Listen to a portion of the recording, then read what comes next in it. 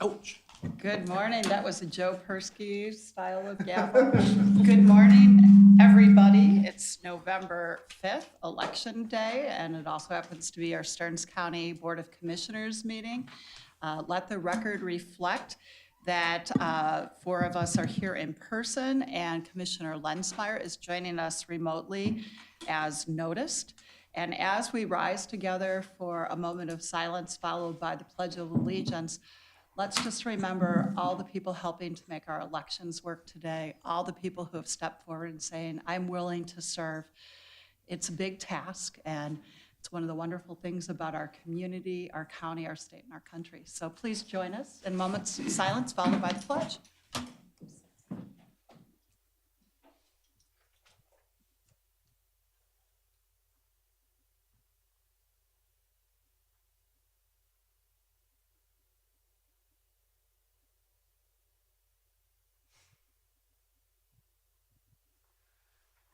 Allegiance to the flag of the United States of America and to the republic for which it stands, one nation, under God, indivisible, with liberty and justice for all.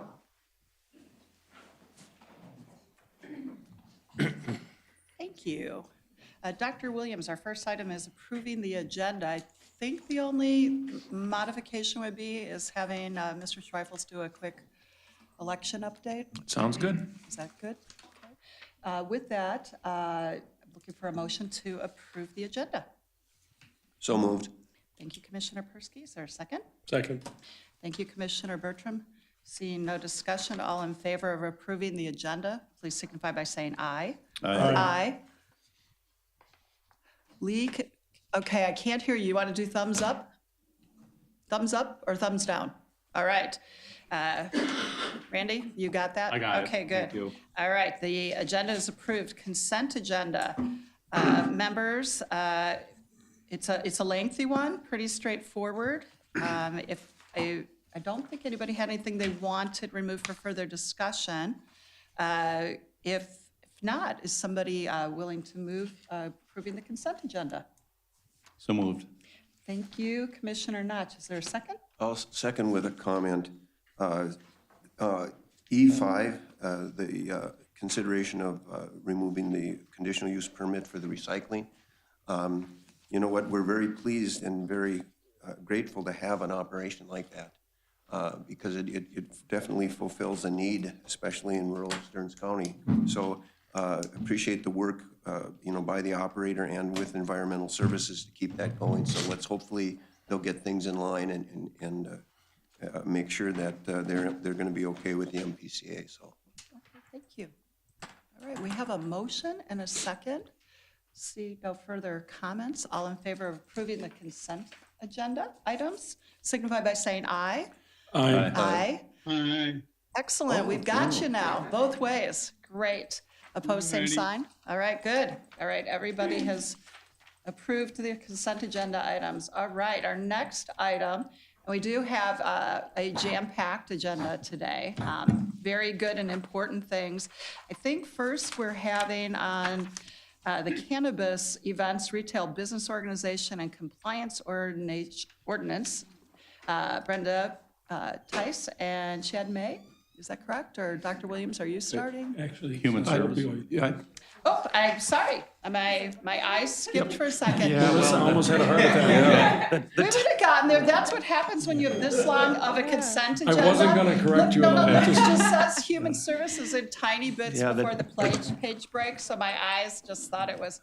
So thank you. Okay, all right, now that we're all on the same page, all right, we're going to have the presentation on the consideration of the opioid project recommendations. Ms. Huberty, and I know, why don't you let us know who else is with you today? I will. Good morning, Madam Chair, Commissioners. Melissa Huberty, I'm the Human Services Administrator. And I have with me Janet Gologowski, who is the Human Services Director over Public Health, Jacob Hawk, who is the Chair of the Advisory Committee, and Mike Matnich, who is a Supervisor in Human Services Department.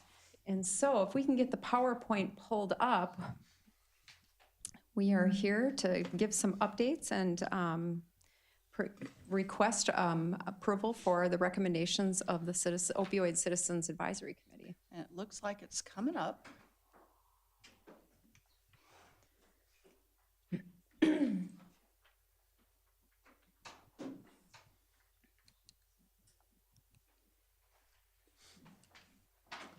Okay, just for.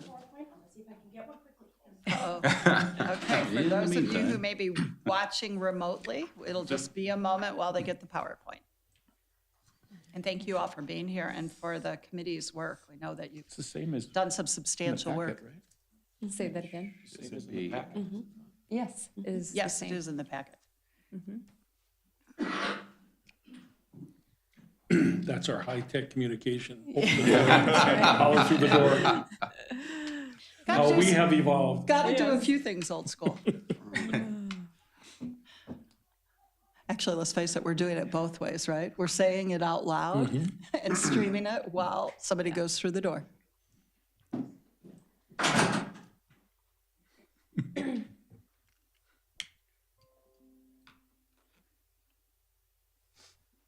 Wizards having troubles back there. Yeah, I jinxed it. Yeah, Oh, there it is. maybe you and me both. We're ready. We're ready to Sure, our go. rubber band was gonna help. Whoa, except for the All loud right, noise. now here we are. So just watch it from that. Yeah, yep, okay. Great. All right, so we'll move right to the second slide. By way of a brief background, all the settlements are not yet in, and the processes are not complete for the settlement funding across the nation and state as of yet. But by way of reminder, distributors will pay over about $26 billion in total, with $300 million expected to Minnesota over about the next 18 years is expected. We anticipate that there will be more front loading of the funding in the first few years, and then it'll start to wane over the 18 years. That's what we anticipate. 85% of the funds must go directly to participating states and local governments for the abatement of the opioid epidemic. And as of September 2024, Stearns has received about $2.8 million. We don't know the total amount that we'll receive over those 18 years, but we anticipate it'll be about between 5 and 6 million, but we're not sure. So the board approved the process in which we are going to just remind you of today, back in June 2024 at a board meeting, which approved the overall process and goals for the funding. It also created and appointed members to a Citizens Advisory Committee, and we have one of the chairs with us today, which is wonderful. It also established a policy committee to review those recommendations by the Citizens Advisory Committee with the final selection of projects to be approved by the Board of Commissioners, which is where we're at today in the process. So we're here today to request approval for what the process has recommended. Know that this is just our first round of funding, and so that we can get some initial funding distributed. So groups can move on addressing some of those immediate needs, but know that the Citizens Advisory Committee is continuing to meet. They will continue to meet into next year and ongoing in order to build out the framework. So the framework is going to be from our community members giving a lot of feedback and providing a framework for how we want to proceed with distributing the dollars over the long term. Initially, we had talked about having this go through the normal board approval process. We can continue to do that. If the board is so inclined, we can also add and come at different points of the year. We had talked about whether or not it made sense to go an additional time in the earlier part of 2025 to get more funding out the door as they're building out this framework, or to continue to just go through the normal board, the budget process. So with that, I'm going to pass it over to Janet Golagowski to talk about some of the trends in the community, and then let the group talk about how the process has gone so far and how we got to the recommendations that we did. Ms. Golagowski. Good morning, Madam Chair, Commissioners. I'm here to share, like Melissa said, a few of the things that are happening here. Excuse me, frog in my throat. Statewide, our overdose deaths appear to be slightly declining, while the non-fatal overdoses are almost 3 times higher. What that means is that some of our intermediary interventions, like providing naloxone, are helping decrease deaths. And now what we need to focus on is the prevention and support for addiction recovery, as well as continuing to assure that we are mitigating overdose deaths. Secondly, ER visits continue to be higher for opioids than any other drugs. Again, that classification of drugs, opioids, includes prescription drugs for pain control, those kinds of things. Youth misuse continues to grow at an alarming rate. We know this through the some of the student surveys that our school districts statewide share with us. In addition, we wanted to make sure that folks are aware that myths are different in different communities and individualized messages are necessary. For example, in some communities, talking about opioid addictions or any drug addictions can be quite frightening and actually stigmatized. And so you'll hear things potentially like, my son passed away from a heart attack, when actually the heart attack is a result of the opioid use. So that's why individual messaging and work within our communities is necessary. By way of reminder, as Melissa stated, the board approved a Stearns County opioid response plan. And in that, we created the policy committee members, Dr. Williams, our county administrator, our assistant to the county administrator, who is now Jill Surmeyer, our human services administrator, myself as public health director, and Aaron Hughes as our emergency management director. In addition, the board authorized a community advisory committee creation, representatives from all districts, from a variety of sectors such as law enforcement, businesses, school districts, nonprofits, very small nonprofits, universities, hospitals, our healthcare system, all living and working in Stearns County. They represent a variety of sectors as I described, and to date we have been in the process of the preliminary planning, the results of which you will soon hear about.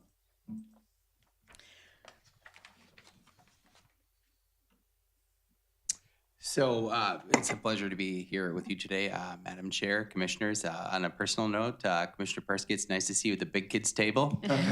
We serve together on the Planning Commission, and sometimes he doesn't get to sit on the regular dais. Sometimes he gets like a folding chair there. So it's good to see where you belong. Nice to be here with the adults today.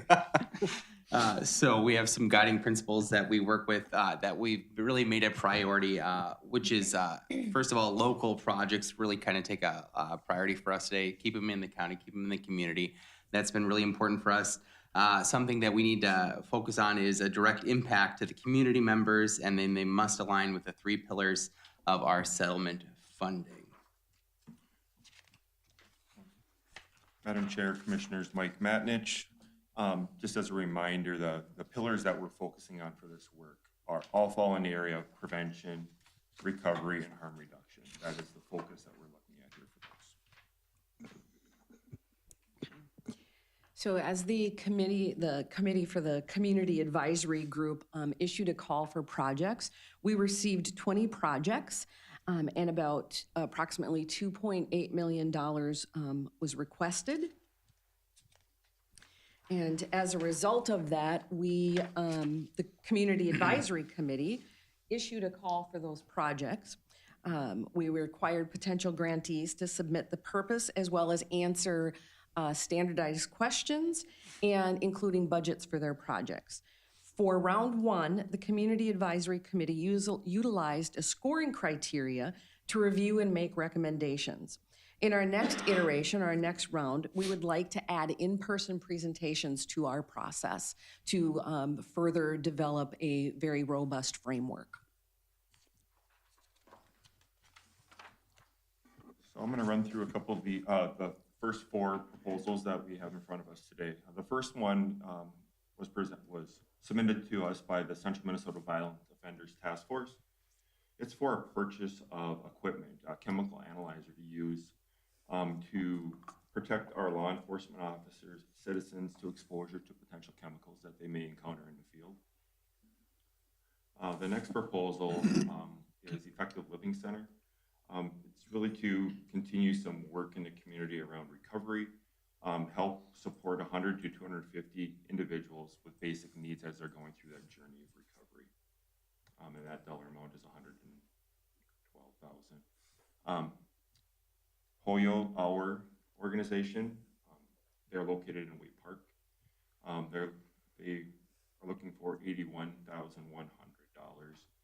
And they plan to kind of work with the Somali community to look at kind of what are the needs, assess the needs, create educational materials, workshops and support groups to support the community in that area. Metro Treatment of Minnesota is asking for $59,000. This is to support the recovery community with a form of scholarships for individuals that are going through treatment.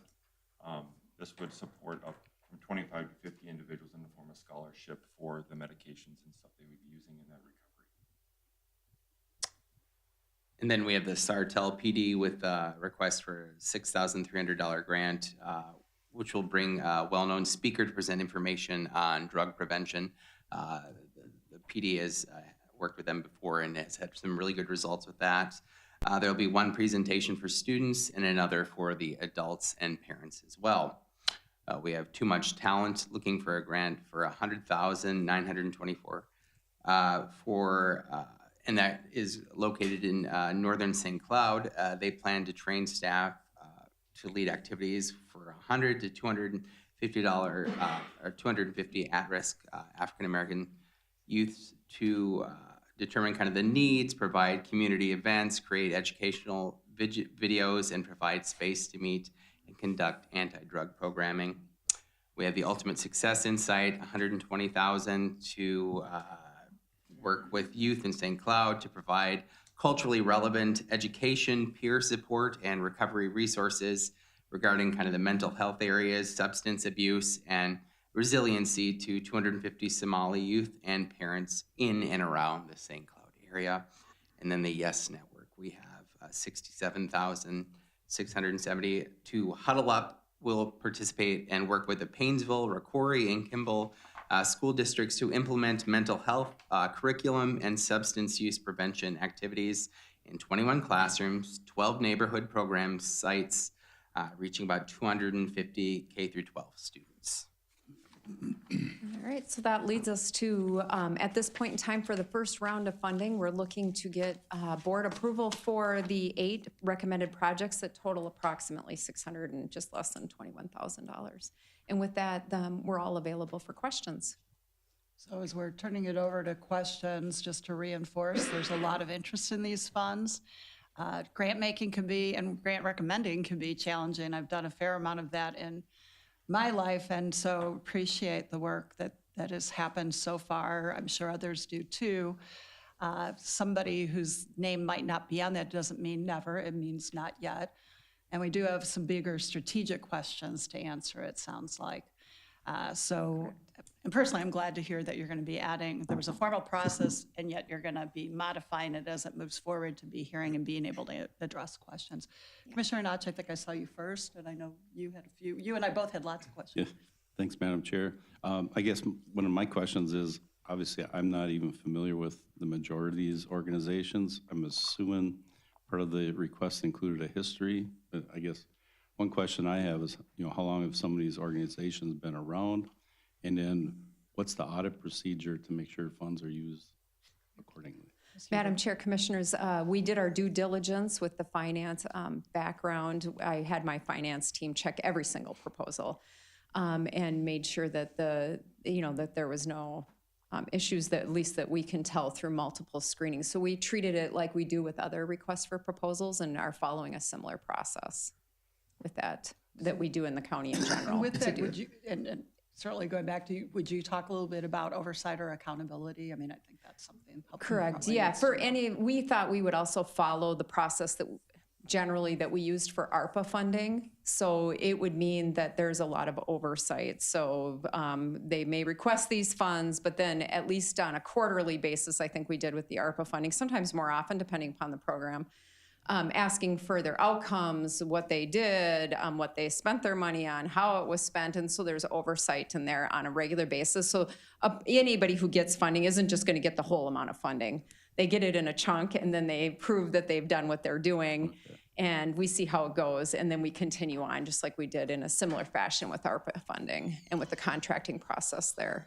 If I can add just a tinge more depth to that as well, part of the process that the board approved in June was to authorize us to establish an opioid staff support team. Some of our staff members who are on that team attend the Community Advisory Committee sessions.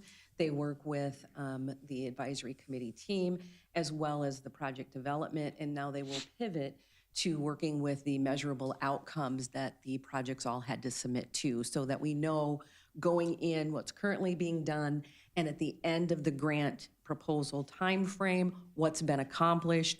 We can report that out to the national settlement, which is also required. Commissioner Nod? Oh, no, Okay. thanks. You're the chair, why don't you go No, no, first? go ahead. I'm fine. That's one of the nice things about being chair. I can also go last. Madam Chair, the staff, Melissa and Janet, staff were very helpful in answering a bunch of questions. I won't go through all those. We did, as this evolved, originally creating the committee, we paused, made sure it was more representative of the county, and I think we did that well.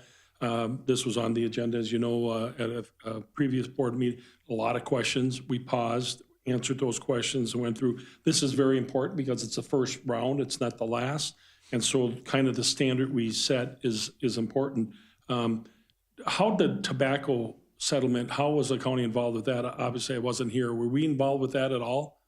When the tobacco settlement was, did the county get monies through that? It would be similar then, kind of, this is obviously kind of, so it's not brand new, it's not reinventing the wheel, I assume. There weren't grants, I'm though, not I sure don't what you think. did, if there were grants or how you handled that, but kind of the same thing. But the one overall concern, it wouldn't be a concern, it would be, let's keep this on front and center. Opioid addiction has no boundaries. It's across the county, it's across every economic level, it's across every race. And so my only concern that I expressed is, let's not make this income-based. We don't want to just serve the well.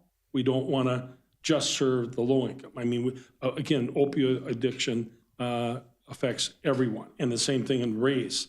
It isn't one race. Opioid addiction affects everybody. And so the more funding that we can gear towards the entire population, in my opinion, the more effective we will be in all populations. So that would just be my concern as you move forward. And then engage with the applicants, let them know what they didn't get right, how they might need to change. And the ones that didn't get approved, that certainly had no Stearns County, constituency or whatever, that's certainly very appropriate. I mean, we want to zero this in on Stearns County, the Stearns County population. So first round, good job, and good luck, and keep us posted. And Ms. Huberty, I don't know if you wanted to respond then, or I could build off of.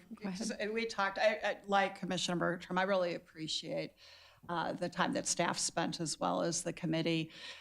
These funds are a bit unique, although they fit well within public health. And Ms. Gologowski, you didn't get introduced as our chief strategist, but it is important, especially as we're looking how we're moving upstream. Some of these, many of these are actually kind of more of the hands-on, how are we getting out some of these resources for some needed projects. Part of my question is, how do we really move upstream? It's interesting, we had a meeting this last week, actually through NACO, our Healthy Counties one, and they were looking for an example of what public health is doing that really relates to social vulnerability as well as social needs, right? What the difference is. And I was asked to give an example, and ultimately thinking about a number of our good projects. Actually, one of our best examples is the work we're doing on broadband. Broadband and access to high-speed affordable internet is one of the biggest things we can do that's going to help make a difference in many ways, including telehealth. So as we're moving forward, part of the questions I have are, how are we making sure there's both that broader strategy, Jeff, but also there is some targeted, right? There's some things that are like with junior high kids, or there could be things within how we're reaching an array. How are we leveraging other funds that we have or other challenges, right? We're going to talk about cannabis in a minute here. You brought up tobacco, or, we've got a lot of different efforts and community partners. How are we leveraging, which may be beyond the scope of the committee, or it might not be, but how are we leveraging how are we not duplicating, which is not the same as sometimes we do need to do things in different places. Thinking about the borders or non-borders, we've got so many communities, and almost all of our school districts have communities that are in more than one county. So how are we partnering also as we're moving forward? So there's just a lot of questions with that, and appreciate the work that you all did as a committee to really be thoughtful and wrap your arms around a whole lot of different things, and that we still have some pretty significant resources that we can start planning for the longer term. Really, what are those things in those 3 buckets, but how are we really making good use as we're moving forward? So again, I appreciate both what the staff is doing and what the committee is doing, and then look for ways about how we can be useful and helpful as well. Make sure we know enough so that we're able to articulate it. Lee, did you have anything you wanted to say about any of this? No, I think you covered it pretty well. Okay. And I think we can move on this. Okay, good. I don't have So any recognizing questions. this is our first go-round, looking for a motion to approve the committee's recommendations for this first one. And my guess is you'll be back again. And Madam Chair, on that point, I suggested that we look at this annually, at least at first, to kind of let some things work itself through rather than being too fast. Again, you'll figure that out, but do it a little bit more strategic and a little bit more reserved in doing that. But I'll make that motion. Great. And I would say to that point, there may be in this first time that there's something that comes back to us that'd be before a year, but I agree with you. I think that's a really good approach. So we have a motion. Is there a second? I'll second with. And I know you've got, so With you've got just- a motion, a second, and so. Just a comment, yeah, Just a sorry. couple quick comments. Yeah, please. Madam Chair, you articulated things quite well, so I appreciate what you said. And it's not often that we actually see money coming down that actually gets put into our hands. Oftentimes, it's controlled with strings from above. So we've got funding that actually can make a difference. So I appreciate your work in finding those places that do make a difference. But Joe, you bring up a significant point for this and for other social services endeavors. How do we measure, I hate to use the word success, that implies, geez, we don't have enough addicts, but how do we measure outcomes would be a better word. And for a whole variety of human services endeavors, that becomes challenging. We wind up in a position where, well, of course it's important. Well, yeah, it is important, but how do we know we're actually accomplishing anything? Yes, well, thank you. All right, seeing no further discussion at this time, we've got a motion and a second. All in favor of approving the recommendations by the Opioid Committee, signify by saying aye. Aye. Aye. Great. Opposed, same sign. All right. Thank you. It's approved. Thank you. Seriously, please Nice thank work. the committee back and ask them what we can do. Appreciate it. And again, for those of you who are listening that might be interested in how to be engaged, you can contact our staff and know that there is going to be further rounds. Now we're going to get back to the part that I skipped to. Okay, let's have the conversation go out in the hall. Thank you. All right, now we're on the first. We've got 2 cannabis-related items on our agenda. The first is about the events, retail business registration, and compliance ordinance. Welcome to both of you. Thank you. Brenda Tice, Assistant Stearns County Attorney. I'm here with Chad May, another Assistant Stearns County Attorney. We are here asking the board to approve the proposed language for the county's cannabis events, retail registration, and compliance ordinance, number 679 for the public hearing. Your packets, or the agenda packet contains a red line version of the ordinance, a clean copy of the ordinance and a copy of the statutes and other cited references contained in the ordinance. We also have a slide presentation which will focus on 4 provisions that we've discussed previously.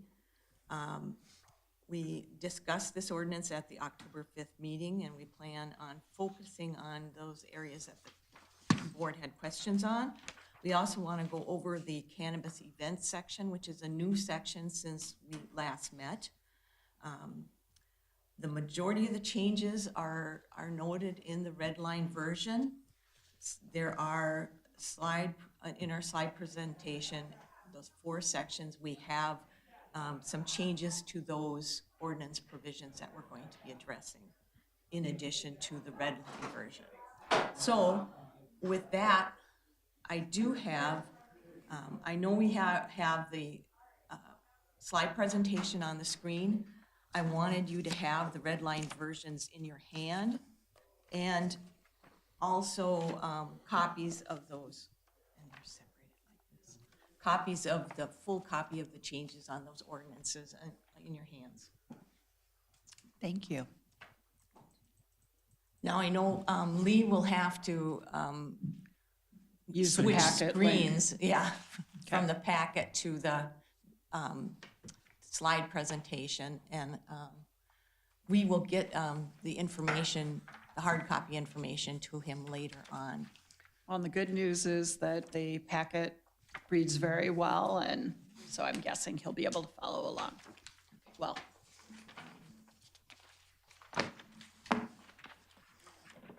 We'd start, with page 1 of the red line version. Are there any questions on that page?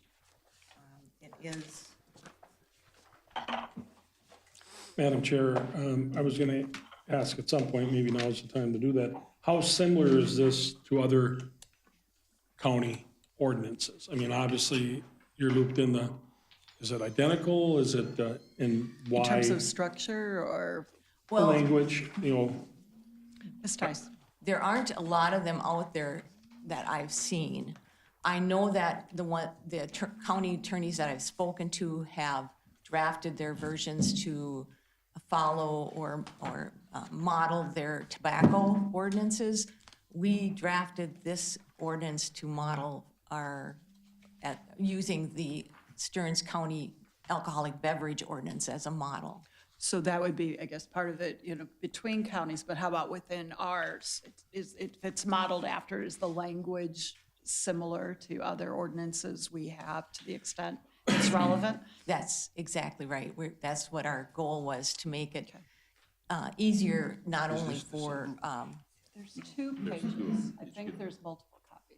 Sorry. and Madam Chair, Brenda, or Chad, Commissioner have city attorneys, have other cities contacted you to try to, because I've been encouraging cities to mimic and piggyback our ordinance as we start this, that people don't start going off in their own direction. There's at least one city that's kind of thinking of doing that. And, I just think, for starters, I think it'd be more practical for us to be all on the same page and to kind of go down this road very carefully. Right, and to that end, whether you want to do a mini summary about what's happened between different jurisdictions and you communication-wise now or at the end, you can let us know, but I know that's something that we were all interested in. I'm glad you brought that up. I have reached out actually to a number of cities and townships, asking them if they needed any assistance, if they wanted any copies of any documents from us. I've asked them what they were doing with regard to the ordinances, in particular those cities that we've basically asked to provide us or to handle their own ordinances and their compliance checks. And those that I've spoken to are in the process of having their ordinances reviewed by their city councils. They are working on public hearing dates. They actually have some scheduled. Some of them had them scheduled already. There are I spoke with some of the cities that do not have law enforcement and the ones that we've also decided to provide an agreement to so that they would be covered by the Stearns County ordinance. They were happy to have that ability. They felt that it's unlikely, they really don't have the ability to do the compliance checking themselves. And they're anxious to see how our language is going to turn out. And we wanted to make these changes today so that I can get that out to them so that it's closer to what the final proposal is going to be. To the extent that you all end up knowing, and I'm also looking at Ms. Benson, over time it'd be helpful just to know in a spreadsheet or something what the different jurisdictions decide to do so that we know and we can be helpful in terms of reminding or leveraging. And it sounds like they'll have an opportunity when we get through this today to further look at it before we have our public hearing. In a couple weeks. Yes. One follow-up with, when I suggested that the local units of government kind of follow our lead, Chad most noticeably really nodded aggressively. So you agree with that? Are we encouraging them then to do that and telling them why? I mean, because again, this is unknown for everybody, and if we kind of help lead them, if that's what we feel would be the good end result, that might be important to say, we'd encourage you, if that there's an agreement to that, we'd encourage you to follow our lead, and this is why. That might make more sense to them.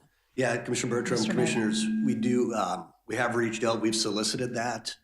We do have some of the agreements that we'll send out. It just depends on their level of engagement with us, if they even want us to do that. But that's our hope, just to be as helpful as possible. Okay, all right, good points. Why don't you continue? Let's go ahead and get through the pieces, because I'm sure there's going to be more questions. And obviously, we want those jurisdictions to feel comfortable with what's happening. We can proceed with the slide presentation on please the do. 4 sections that we're going to be addressing. Sounds good. So, the first section we're going to be addressing is on page 2 of the red line version, and it is section 2.1, the jurisdictional question. The first slide is basically our recommendation is to enter into the agreements with the townships and smaller cities that rely on the county for compliance checks. We've already made or discussed this in the past, and that this slide basically provides a history of the decision and the cities that the county is planning on offering the agreement to, and that the other cities have the ability to enact their own ordinances, register their businesses, and handle their own compliance checks. The next statute is the authority where this came from. Minnesota Statute 342.22 Subdivision 1 provides that, and I'm just going to go to the last part here, that a county may issue registration in cases where a city or town has provided consent to do that. This is the new proposed language for section 2.1 of the draft ordinance. It simplifies what was previously there. I felt that what was there before was confusing. Unless otherwise provided by law, this ordinance shall apply to all unincorporated areas in Stearns County, Minnesota, including all townships and those certain cities entering into an agreement authorizing the County of Stearns to administer and enforce this ordinance within their jurisdiction. And then I cited the statute where the authority comes from. It does appear clearer. Does anybody have any questions Thank you. about that? Yeah, that's helpful. Okay. To your point. So the next slide we're going to start talking about is our large, not large gathering, but our cannabis events portion of the ordinance. That's on page 4 of the red line version. And that's also on page 191 of the packet. Thank you.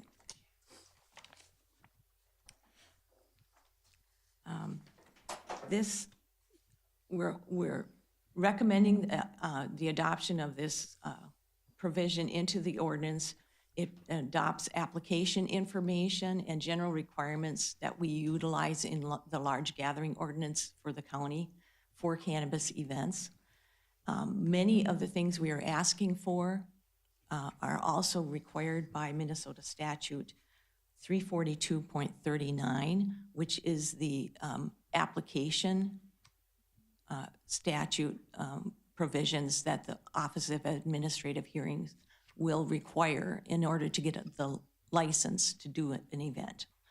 So also the proposed language will also allow for inspections of the cannabis events by local government units.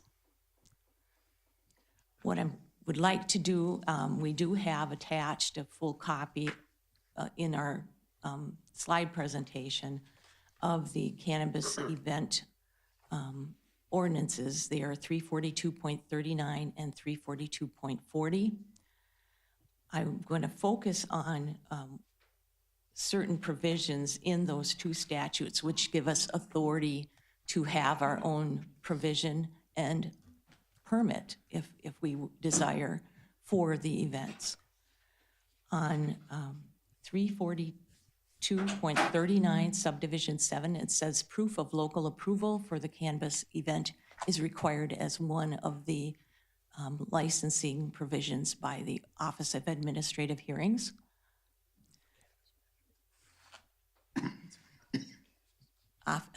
Office of Cannabis Management, I'm sorry. I do that all the time, I'm sorry. I jump into the Administrative Hearings Office. So then we get to Minnesota Statute 342.40, the Cannabis Event Organizer Operations Statute that is passed by the legislation.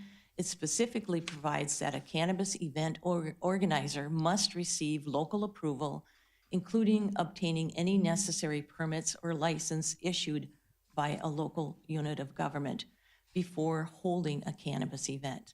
So preliminarily, the organizer would need to get permission from local government before that they are able to even hold an event. Then I'm going to go to 342.40.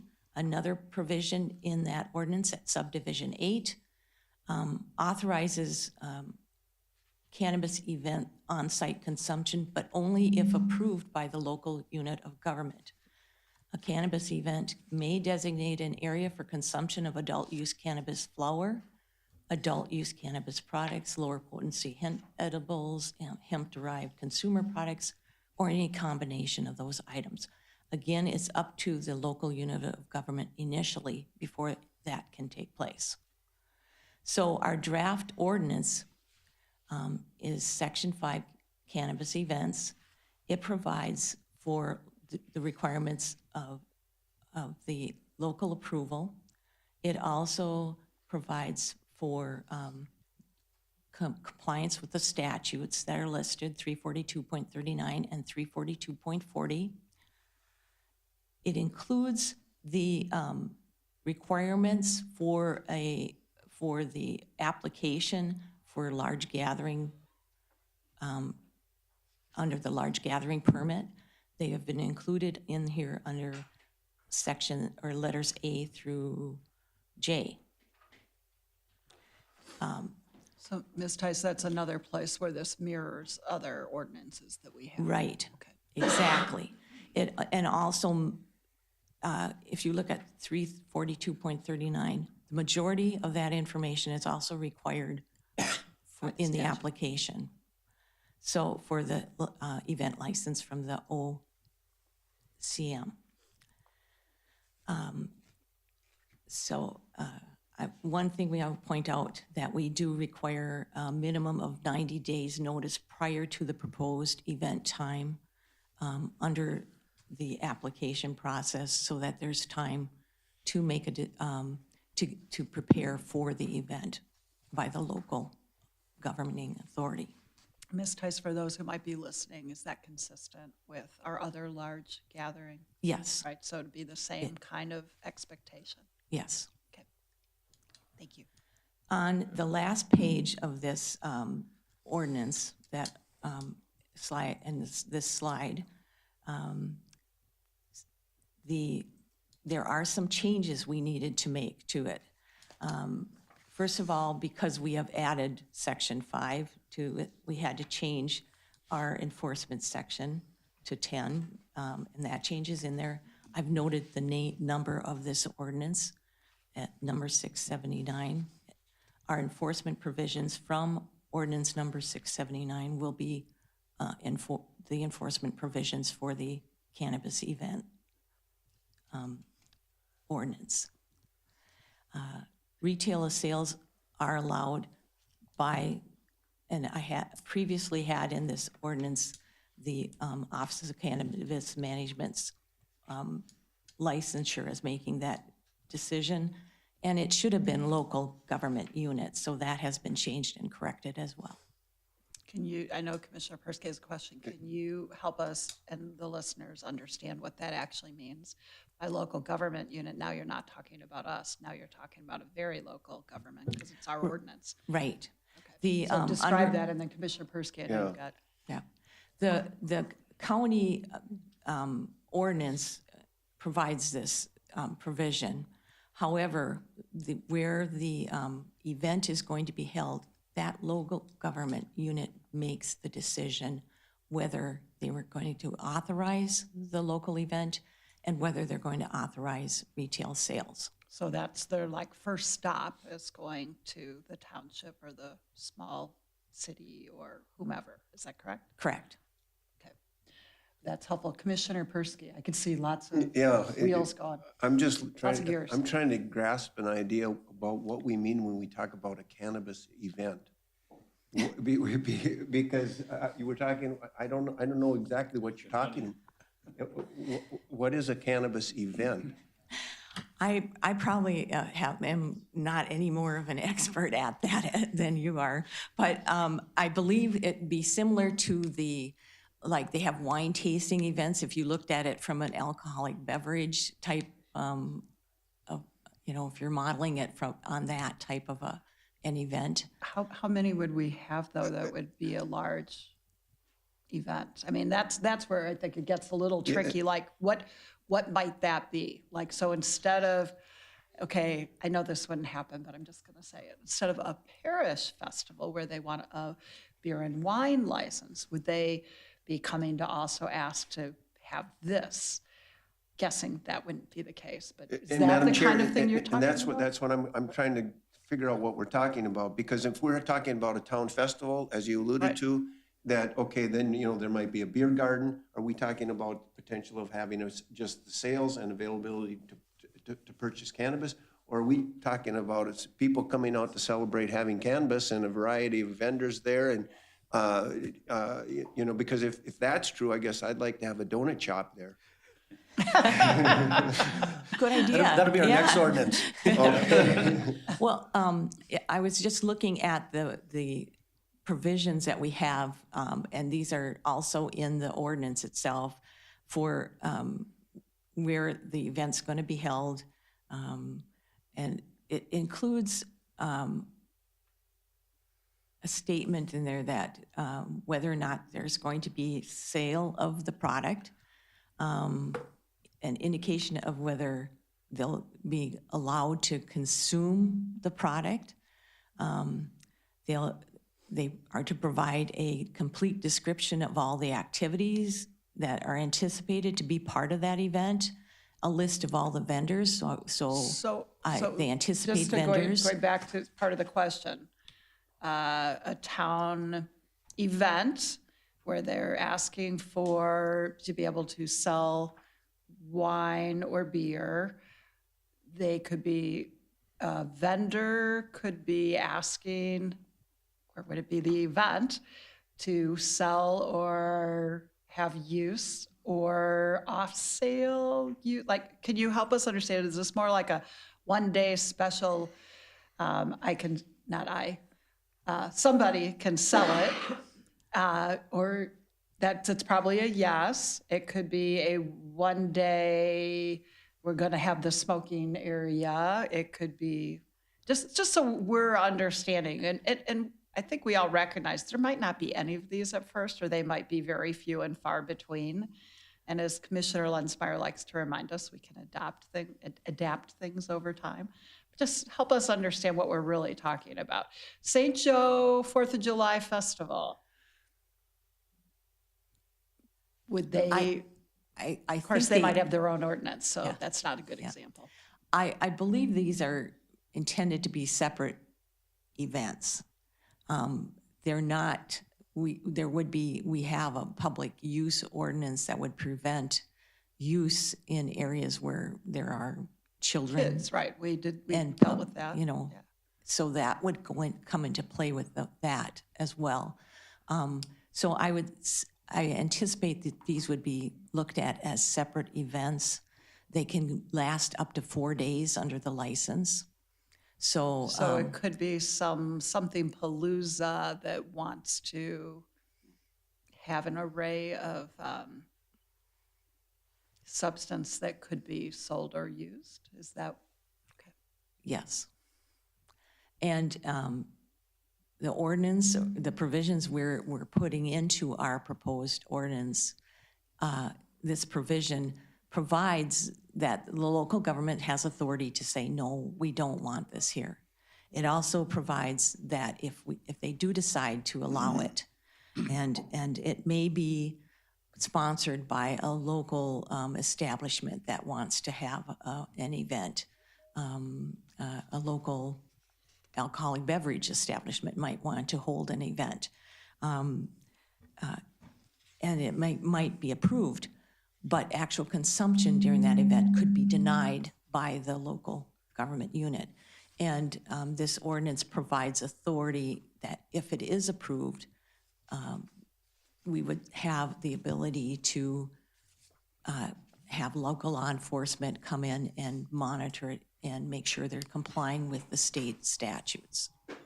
So if a township agreed to utilize our ordinance, they are not giving up their ability to say yes or no when this comes, because they would still be the local.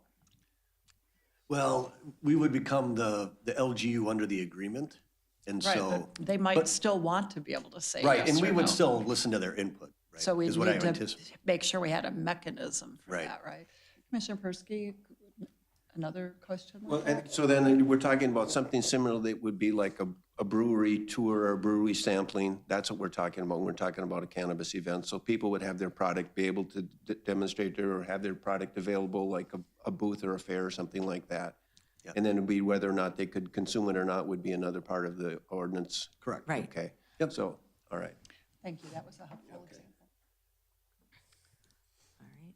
So then what we're asking here would be to approve that language for Section 5, including the changes that are made on the last page of this slide that are in red.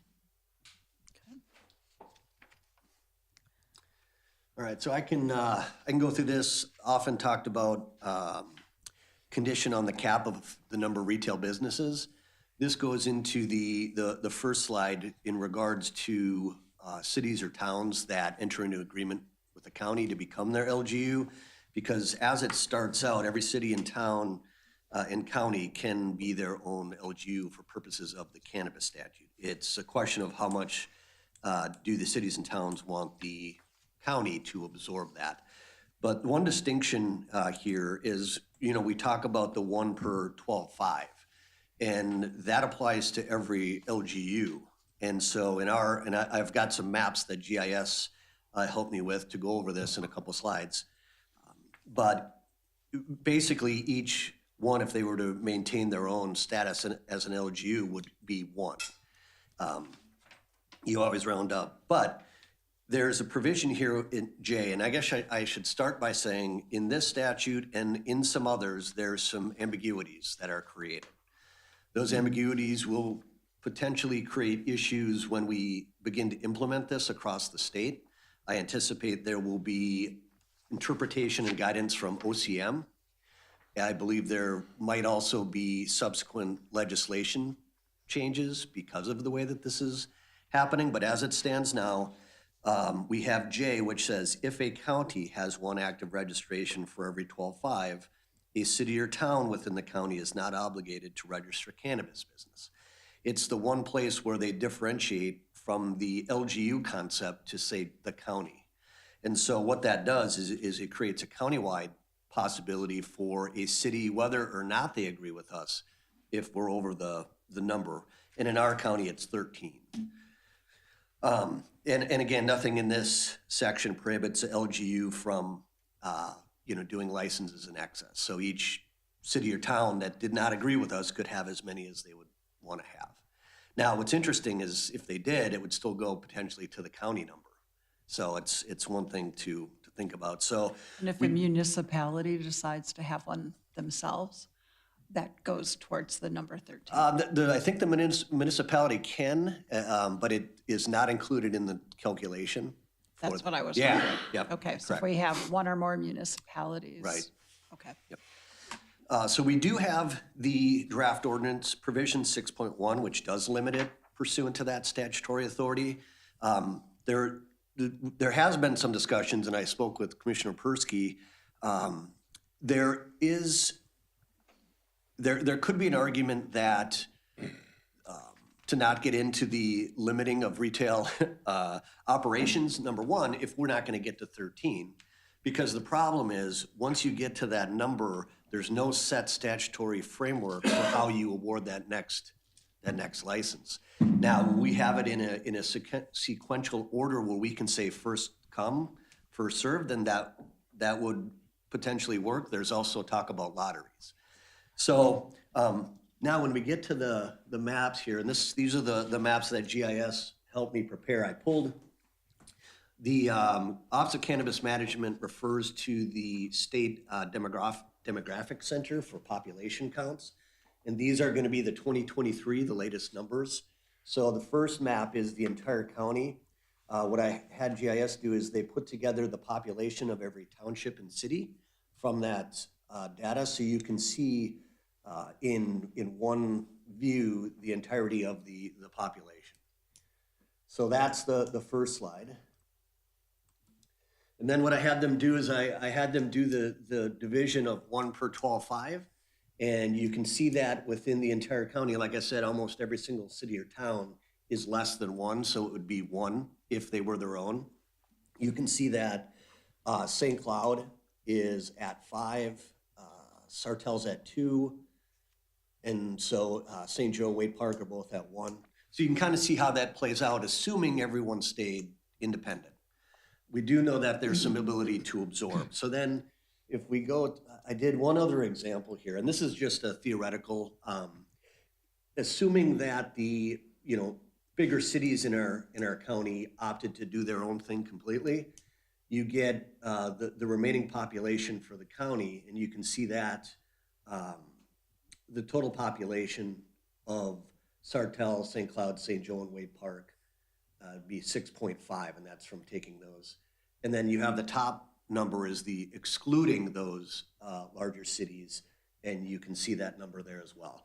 And again, this is a theoretical viewpoint, but it does provide a concept for dependent on the number of cities and towns that want us to be their LGU. So if we across the entire county next year get 12, then there is no, and it would be the 12 that decide to go wherever they would want to go. We wouldn't have to get into over the limit. Therefore, we wouldn't have to decide who's the next business. If we are well over 13, or we get to 13, then we're going to have to make some decisions on where that location is being asked to be located and whether we are the LGU for that. But the benefit of this map and these numbers will help us on a case-by-case basis, because it's really the only way we're going to know how it's going to play out. We did proactively reach out to cities and towns, because the more we know how many want us to be their LGU, the better equipped we're gonna be to make the calculations. So hopefully that's helpful, but I think it'll help us out going forward in terms of that 1 per 12.5 if we reach that limit. Commissioner Persky? Yeah, I've got a number of concerns about this. And let me just say that, you know, it's not a matter to me of you know, being in favor of cannabis or not. You know, it's a matter of business fairness. I mean, if we were to use the analogy or talk in a similar fashion about liquor license, how would we establish the liquor license?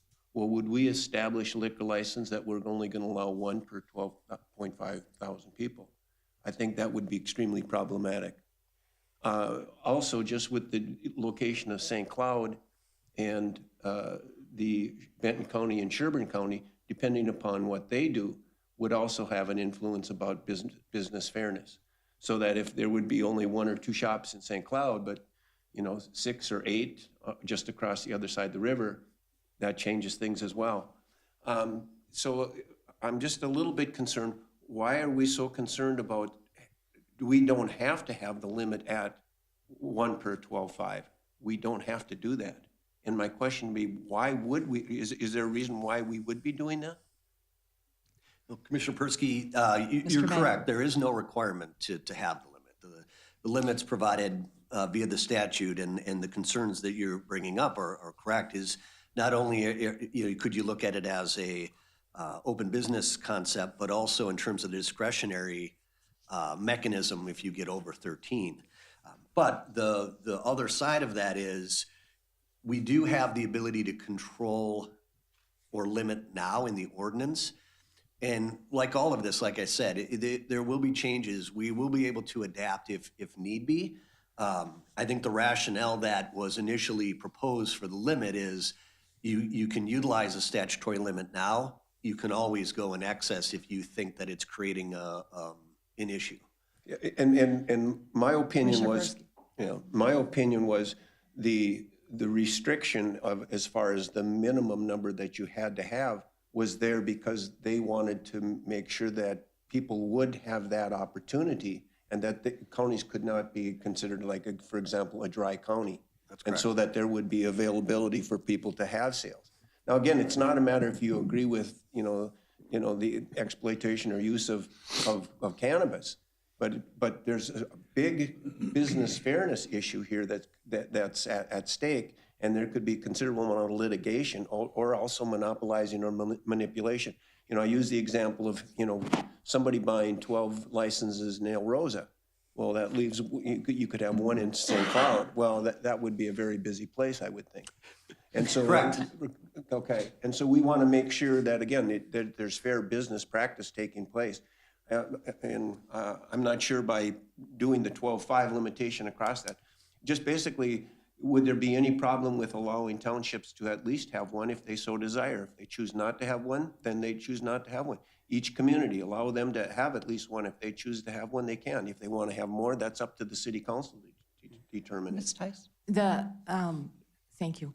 The limitation is really set for the county and can be utilized, or the cities can say, no, we don't want to follow that.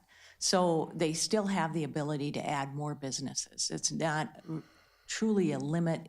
It just provides a cap for the county in the areas that the county has jurisdiction over, is registering businesses in. But the cities themselves can say, we appreciate that cap, but we think we can handle another business here in our city. So the statute allows the cities to make their own decision as far as in adding additional businesses. Commissioner Notch? So if I got this right, Madam Chair, so the 13 limit, that covers all the ranges from a micro to a manufacturer. So you can have all 13 be manufacturers? No. The retail. So 13 is correct. retail. So manufacturing, any of those are not under this limit? Right. So you can have a manufacturer in every township, if they so choose, or a mezzo or a micro, or any of those can establish anywhere. It's just the retail is where. Right, it's this is limited. just specific to retail. The other businesses would be based on the zoning district. Yeah. Yep, and requirements for that. So recognizing this question might be getting ahead of ourselves then is, so if an entity is doing one of the other parts of the business and they want to do off-sale, they want to do retail, they may or may not be approved for that depending upon what the jurisdiction or the number is, right? Correct. Okay. And then I actually, first blush, when I was looking at this, it didn't catch me. On this, the last sentence where it says is limited to 13, I think that might be a bit unclear. In a lot of ways, that's our floor. Like we have to say yes to it. Correct. 13. So we may want to consider helping people understand that's kind of our threshold. I mean, there might be 7 that want to do it, and I guess 7 would then get to do it. But we have to at least say yes to 13. And then to Commissioner Persky's question, is that then just becoming information for people, or are we establishing the 13? For right now is our threshold, recognizing it, and jurisdiction could choose to say, we're open, we're okay to have another one. Correct. Right? It's not prohibiting them. We Correct. just need to make sure that part's clear, Okay. I think. Yeah, I think, Madam Chair, Commissioners, I think we could add a provision just to further. Just to clarify. Yeah. Yep, something about that doesn't mean. Then we do have one other Going to slide. Joe's neutral comments about any of this. Go ahead. And then we did, AMC had a slide that we believe was very helpful in looking at the questions regarding, the numbers and where they would go. So again, we're not going to be able to really go through this until we know what cities and towns and what numbers we have. But I just wanted it to be in the packet in the event that it's helpful when we start maybe getting to that, or if it becomes an issue. Okay. Then the next area of discussion that we've talked about before is hours of operation. This will be a discussion at this level with retail businesses.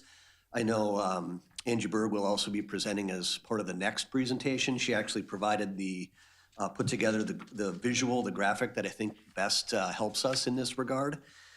But we do have the statute which does outline hours of operation for these retail businesses. Think of this as the retail or as the cannabis store, like the liquor store. We always have to know there still is on-site endorsement for like bars and restaurants. That's separate than the retail business. So there are some certain provisions that affect those areas, but in terms of the liquor store concept for hours of operation, that's what we're talking about mainly. The statute there is 342.27 subdivision 7. It outlines the hours, and there are limitations on the hours of sale. There is a required number of hours that these businesses are allowed to be open pursuant to the statute, but it does allow for the local government unit to make greater restrictions on those hours. And so we also did provide 348-504, just so we can kind of look at alcohol sales, because again, if you're going to have a liquor store or a marijuana store, we also know that municipalities are looking at doing this, and I anticipate they do it in their muni. And so you'd probably want those to be, or they could be the same hours of operation for ease of business.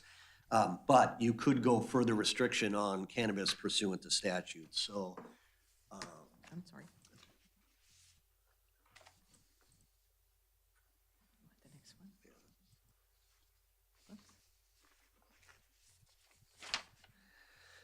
and then once we get to slide 26.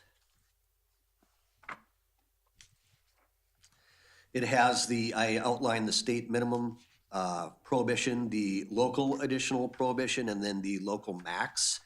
And then this graphic, yeah, that's there. So it's just in written form, but the best for purposes of this discussion is the graphic. You can see that, and this is the one that Angie Berg prepared. This is the one that does show the state alcohol prohibition. It shows the state minimum prohibition for hours of sale. And then it shows in the green, the retail cannabis sales allowed. So as part of our ordinance, we would have to have it open 10 a.m. to 8 p.m., but there could be further openings. And as you can see, through the week, liquor stores are open from 8 a.m. to 10 p.m. So if you were deciding to mirror the hours of a liquor store, you would follow those timeframes. And so it's just a discussion point in the event that you wanted to do that, but you could restrict up to the entire time. They would just create some differences between cannabis sales and alcohol sales. And then just to paraphrase what I thought I heard you say, I think you said it to us the last time, we would be putting forth this, and if a local jurisdiction wanted to modify those hours, they would be able to. Correct, and yeah, and that goes back to Because they might have that with alcohol. Correct. Yep. Okay. So those were the four areas that we thought we should touch on today in our presentation. And then I don't know if the board has any questions about any other particular areas in the ordinance. The red line version otherwise is correct as far as we know. And I would offer to change the language and see if this is more acceptable under the limited number of retail operations. Instead of that last line stating the number of retail business operations in Stearns County is limited to 13, that we would change it to Stearns County is not obligated to register a retail business in excess of 13 businesses or something of that nature. Does that deals with my question at least. More acceptable? Madam Chair, I thought that too, or could you say would be instead of saying is? And just help me, what is that solving? It's right now, the proposed language says it's limited to 13, and that's not accurate. We are obliged to grant up to 13. We are not obliged to go over that, but it could become more because other entities could agree to do it, or we change it. So it's just trying to make it not give the impression that under any circumstances would we have any more than 13. Right. Again, being neutral on the topic. Right. Madam Chair, I have Yes. a few Commissioner points. Not wait, necessarily real quick. questions. Were you good? No, I'm good. Okay, go ahead. Well, I'm sorry. No, just in case you had We're any done? other Okay. clarification. Go for it. None of us know what's going on or what's going to happen. I mean, Right. this is going to be ongoing, and Chad said there is going to be legislation. We know that already. We've heard of that. There's going to need to be. I mean, we still don't have a state director yet, a full-time director that I'm aware of. But so this is ongoing. And yes, I'm going to continue to say this is not good, in my opinion. And the fact that we force counties to do this, even if they don't want to do it, is interesting. Kansas County has one 2 o'clock liquor store closing in the entire county. They're not forced to do 13 locations that have to have a 2 o'clock closing. Some counties, a lot of counties would not do this if it was up to them. So that is kind of interesting. But this is very different. We keep liking it to alcohol, but in my opinion, it's very different. If you go out on a bender on Friday, Saturday night, you don't drink on Sunday, Monday, you're going to show up at work sober, and you're not going to have our friends in the back, the sheriff's department, have to deal with this stuff. I'm telling you, I hear it. I don't see it, but I hear it firsthand. Minors are already smoking pot, and people are smoking pot because they say it's legal. For some reason, the minute that the legislators pass this, people thought we could do it right now. I mean, people are doing things that they shouldn't be doing because they think it's legal. So I think it's very different. And when you have establishments in local communities like a bar, 9 out of 10 times that bar owner lives in the community, is producing meals for the community along with alcohol, whatever. It's a different intent. I think, and again, I could be wrong, it happens once in a while, but people are gonna come from out of the county, out of the communities, and try to locate these things to make money. It's kind of like solar. There isn't one solar developer in Stearns County that lives in Stearns County, but they use landowners to site them. And this is gonna be the same. It's gonna be about making money. And alcohol effects are very different than, in my opinion, and to me, it's really not much different than strip joints. Why isn't there a law that we have to have 13 strip joints in the county? Well, and again, nobody can tell me that there aren't effects when you have strip joints in communities, that there aren't ripple effects of family issues, sex trafficking, all these other things follow that. And again, this to me is much more like that. Alcohol has been around for a while. If you have an establishment that's serving minors, you have a lot of problems. You have young people that are drinking illegally, that are driving, that aren't experienced, and that's why we have alcohol laws and everything. And the good thing is we did an ordinance that is about that, which is good. And I'm sorry, we all could, you and I feel pretty strongly about this, but right now, let's just, if you're okay with it, let's just keep to what's right in front of us. Right, and the 13 and the business fairness, again, I've been clear, I don't want it to be more than 13. I think we should have a unified approach to this until we sort a lot of this stuff out. And the business fairness, again, I think it's going to be people that are going to be not in the local area that are going to be trying to drive this, and we just need to be aware of that and hold back on that as much as we can. But we'll start with this, and it's going to be ongoing. We'll have very, very ongoing discussions about how to do this. Absolutely, absolutely. And, we have, part of the reason why I'd asked from a mapping standpoint previously is who's selling gummies or other things that are legal right now. Honestly, a lot of those places are probably going to try to sell it, or tobacco joints will try to sell it. And so it could be very local. That's not to say it won't be the other. And to the extent there might be anything better on this than alcohol is people don't usually get really angry when they've had too much and go out and create fights or harm family members. And I very much agree with a lot of the things you just said. But for today, do you need anything else from us today? We'll have the public hearing coming up.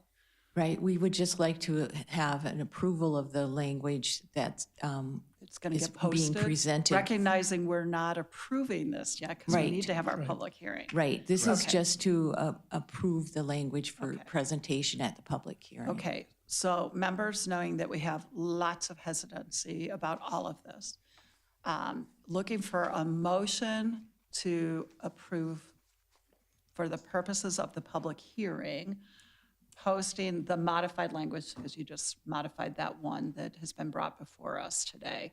And then we will have the public hearing, and there may be further modifications at that time, depending upon what else we hear. Is that correct? Yes. Okay. What's a mezzo business? I saw the term mezzo in his presentation. Yes. What is that? And that might be a good thing to send your spreadsheet back to all of us to remind us of those many classifications. Do you mind just going ahead and sharing what mezzo is for Commissioner? And I can, Lensmeyer? sitting with Angie Berg here, she does have And as part of her Angie- presentation. Yeah, I was going to say, I think, Angie, you're going to address that, right? Correct. Is that part of yours? Do you mind, Commissioner Lensmeyer, if we circle back to that in Angie's presentation? No problem. I don't know. I'm dubious about this, as is Jeff Bertram, but for different reasons. But since this is just one step in the process, we'll get to the related issues later. Right. The second part, after we get done with these pieces, our next item should address more of those components, is my understanding. And I do think it's always helpful to have that chart for people, so everybody Somebody can send me an email on mezzo. If it's a cool enough term, I'll use it this afternoon. There you go. That's good. Work it into a sentence. Okay. So looking for a motion just to be bringing this forward for the public hearing, which seems a little different than we often do, but that's fine. Again, members, this isn't about us approving this language. It's solely saying that this is the language that will come before us and the public. I'll make that motion and just thank you to staff. This is unexplored territory for us, so. Absolutely. Is there a second? I'll second. Thank you, Commissioner Notch. Knowing that we'll have much further discussion at the time of our public hearing, all in favor solely about bringing the language as amended forward for the public hearing signify by saying aye. Aye. Opposed?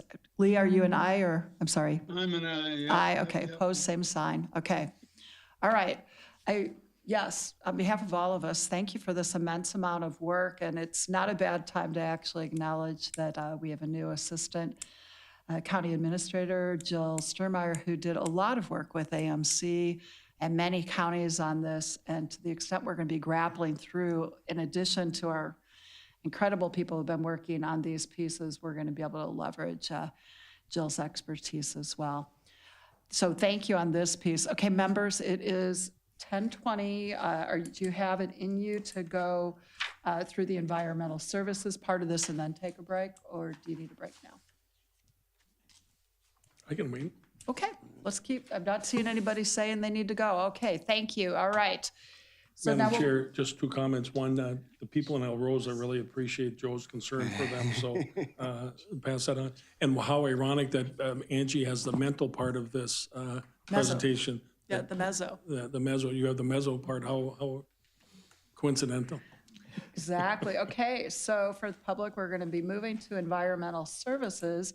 And this part, we will be reviewing the cannabis amendments to land use and zoning ordinance number 439. Good morning, Madam Chair, Commissioners. Angie Berg, Environmental Services, and I think the control room is going to switch over to the cable so I can use the PowerPoint that I have up. Right. But it does start on your packet, page 286. That's what I'm going to be going through. So just in way of a quick update, we did send notice to cities and townships on the November 19th public hearing. And just as a reminder, we do also have a cannabis website, and that information has, I'm not plugged in. Nope. Okay.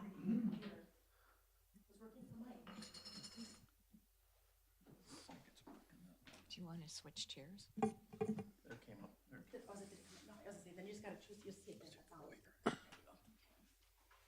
Okay, thank you all.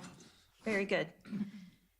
We do have a cannabis website that contains all the information that Environmental Services has worked on, the county attorney's office has worked on, links to AMC, OCM, et cetera. So for the public, just know that that's your one source of information. And there's also a subscription where you can, through Meetings on Demand or GovDelivery rather, you can subscribe to get new information that's posted. A bit of a review here. Obviously, we have a public hearing in 2 weeks. Our deadline for adoption would be December 3rd for the board to approve the minutes at your December 24th meeting for the ordinance to be published by December 31st. So as we've been learning, it's very unlikely that the rules that OCM are working on will be done by January 1st. It's more than likely going to be February or March. So we probably have a little bit more time, but I think on the safe side, our moratorium does expire at the end of this year. So we would still look to have the zoning ordinance adopted by that date. I'm not going to go through each of these, but I did keep this in the slideshow from the last time. Again, this is just a bit of a review. OCM, the local government unit, which could be Stearns County when we're zoning authority, and then the registration. So there's a three-prong approach to a cannabis business. These are kind of a quick review of the cannabis business types, there's 13 total. 9 were available to the social equity licenses. We still don't have information on that or where or who was accepted for that program. These are all the 13 cannabis events that are defined. So again, unless there's questions, I'm not going to go through them. I will stop at that. At Mezzo, please. I'll stop at Mezzo when I get to the spreadsheet. Oh, good. Because that's a bit more detailed. Wonderful. So unless there's questions from the last meeting on any of these, I'm going to just go through them. Okay, back to zoning districts. So for once, maybe this presentation can be simpler than the last one in terms of decision points because you're more familiar with zoning. I think there's really 3 decision points that you'll need to make at your public hearing. And so just to focus on those for today is how and where do you want to allow these? Is it by interim use, conditional use? Do you want to prohibit in certain districts or do you want to allow them as permitted? So really your permit type. Second would be setbacks. And then third, as Chad and Brenda talked about, would be your hours of operation. The board's familiar with interim use permits. We have had interim use permits ever since the state law allowed us to have interim use permits. They're allowed for such things as short-term rentals, mining operations, ag employee housing, things that can be really tied to a particular date or an event. And so I put 4 bullets together here, mostly because at the last board meeting when we presented, I had heard some conversation that you all were at a meeting and some counties were talking about going interim instead of conditional, and you were curious about that. And so just as a quick review, an interim use permit is tied to a date or an event that can be with certainty. Typically it's a date, sometimes it could be an event. And the one bullet you don't see on here that I think may be important would be you can also tie it to the owner, right, to the permit holder. And so that would be one thing I believe you talked about at your last meeting as being something you might be interested in. I'll go back. Are there any questions on that? On the concept of interim use and, no? Madam Chair, not so much a question, but, you know, my concern would be, and it was at the district meeting that some of us were at, where another county brought this up. If you, I don't think a CUP would be wise because it stays with the property then forever. Interim use permit at least then ceases when and if something changes, and then you kind of have to start over. Keeping it with the owner, well, that could be a little dicey because all of a sudden that owner relocates in an area that they may not necessarily approve of it. And so I think if we personally, if we did this case by case, which would be a clear interim use permit approach, that way we could kind of deal with each sighting every time it happened, unless I'm missing something. That would be just my gut reaction to that. Ms. Berg? Madam Chair, and that is an option. So when we get to the one slide that will have the various permit types, we can talk about maybe how you might want to modify that. I certainly don't expect you to do that before the public hearing, but it's something to consider. And then the second decision point is going to be your setbacks. And so these are the setbacks allowed in state law for local governments to adopt. And it includes all cannabis businesses, so not just retail. So 1,000 feet from a school, 500 feet from a licensed daycare, 500 feet to a residential treatment facility, and 500 feet to a public park, playground, etc.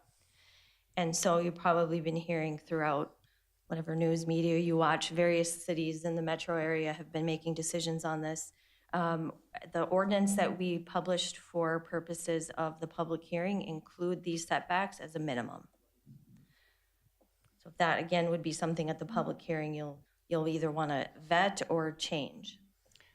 And then if an entity that is not participating, let's just say Sartell instead of El Rosa, Sartell decides they want different numbers than we have, they're able to. Madam Chair, that's a good point. So everything I'm talking about is only in unincorporated areas. Right. We're just going to have to keep reminding people of that, Yep, right? cities will need to make their own decisions for their zoning. Okay? Thank you. Again, this was a map we created of potential cannabis sites early in our process just to make sure that whatever we adopted for an ordinance wasn't going to prohibit cannabis, which clearly it wouldn't in a county of our size with the limit on the setbacks that we are able to have.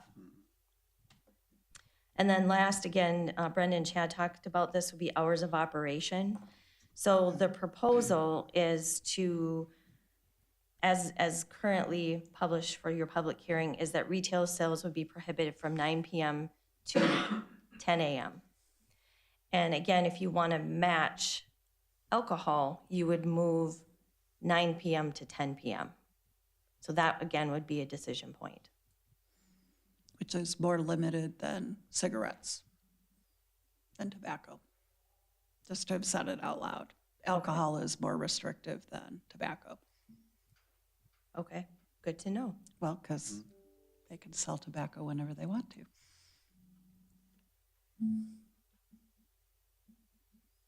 Okay, so here we go to our, this is kind of my go-to when I get calls or questions on what we're proposing. So again, in column A, that's all of the 13 business types. And then the activity, which is column B, is just kind of a short and sweet version of what we're talking about. So to get at Commissioner Lenzmeyer's question, a mezzo business is where you have growing and manufacturing endorsement. You can do all the things. You can grow, you can manufacture, you can process, you can sell, and then there's limit on the amount of plant canopy you can have and how many retail operations you can have. And so if Commissioner Lenzmeyer thinks that mezzo is super cool, then now we know what it's allowed, but it's basically, it's all the things.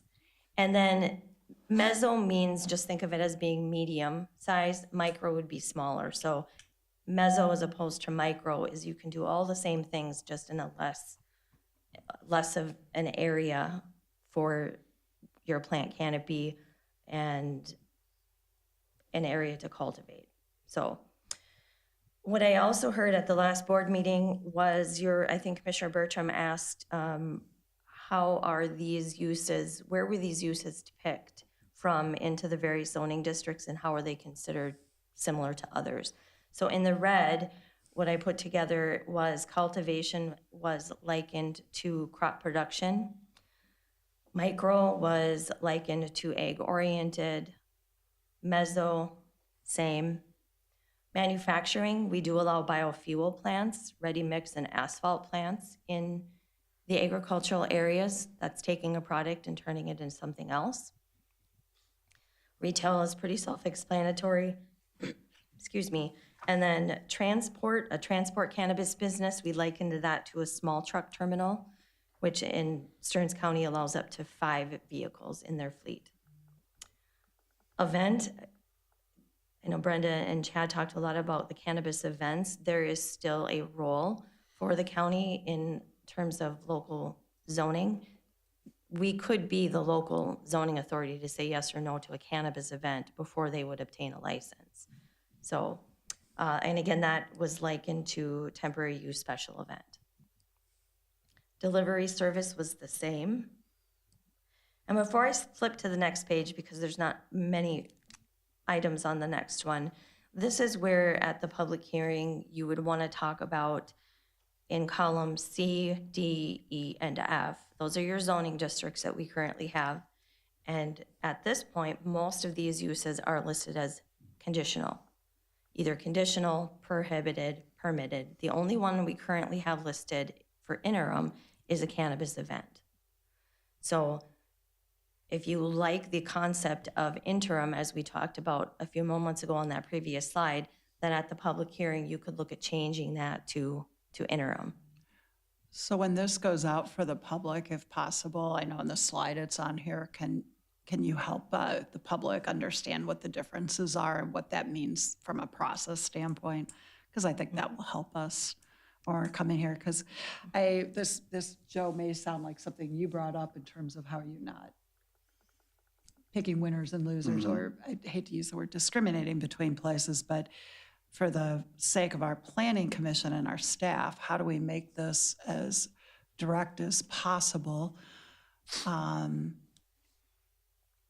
taking our, I hate to say it, our opinions out of it, right? Do they meet the criteria that are in front of it? And that's what moves forward versus, I'll use me. Maybe I don't want to see any, so I'm going to just always vote no, which is not something we get to do. We have to follow the ordinance. So as we're talking about the types of uses, one of the things for me is the clarity for those who'd be seeking these, and then also for staff, our planning commission, and us, so that we are able to treat it as much as we can as business to business.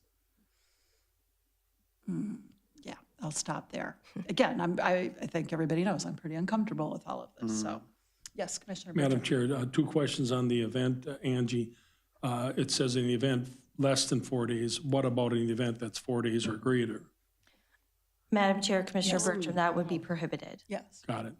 And then the second part of that is, does it matter the number of people proposed at the event? Or would that be the large gathering stuff that we've already got? Ms. Bergen. Madam Chair, Commissioner Bertram, under the cannabis statute, an event isn't based on a number of people. There could be 5, but if there's over 1,000, then our large gathering permit kicks in. Our large gathering ordinance kicks in. So there is not a minimum number under the cannabis statute for a cannabis event. Okay. Madam Chair. Yes. And Commissioner Angie, Persky. back to this, we're talking about, this would apply to unincorporated areas. So I mean, I would think that, production area would be, a few acres. Can't imagine it being large scale, larger than that, perhaps. So like Rockville and St. Augusta, the whole township is considered incorporated. So, I mean, It's an incorporated entity, not a township. Right. So I mean, the previous area was, and Right. so they would be able to monitor and license them themselves, correct? Right, correct. Okay. And again, there's zoning restrictions, if any, that's up to them. We've shared all of ours, our ideas and our thoughts and everything for the last year. Yeah. They would be responsible for their own. And actually, so to clarify, this would really be the only crop that we'd have any regulation over. I mean, just to have said it, we don't get to determine what crops people grow in general. So we should just take that into account. And just because sometimes we talk about other counties or other commissioners, I certainly at a couple of the meetings we've had recently, I've heard other commissioners in their own crop production are considering growing this. So I mean, it's in a wide array of people who are trying to figure out a calculus of does this make a difference for them or not. And Madam Chair, I know, and Jill Sturmey could probably agree to this too on what she's learned, but through some various conversations and committees with OCM and some lobbyists at a conference I was at, it's a very expensive endeavor. These are going to be highly regulated, almost medical grade buildings for cultivation. It's estimated that it would be a minimum of a $20 to $30 million investment for a cultivation facility. Wow. So this isn't just opening up the garage of what the industry is calling legacy and start selling cannabis. It's going to be a very highly regulated, secure facility in terms of cultivation. There's no indication that there'll really be any outdoor cultivation except for maybe your meso or micro, you're smaller. But in Minnesota, I was going to ask you about those too. yeah. Plus they're stinky crops. May get pushback. Right. Okay.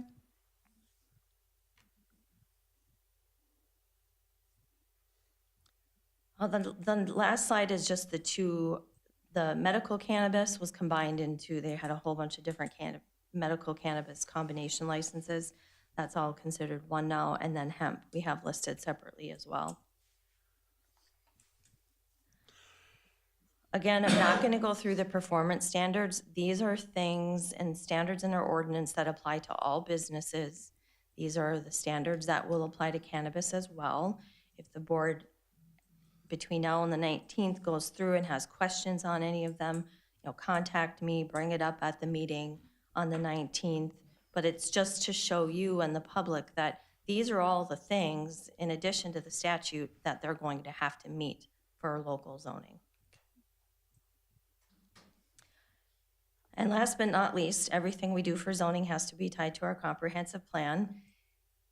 And we also have to follow state statute, as we've talked about today. So there are some different provisions in the comprehensive plan that you could look to call it compliant with the comprehensive plan in terms of ag use policies, business development, etc.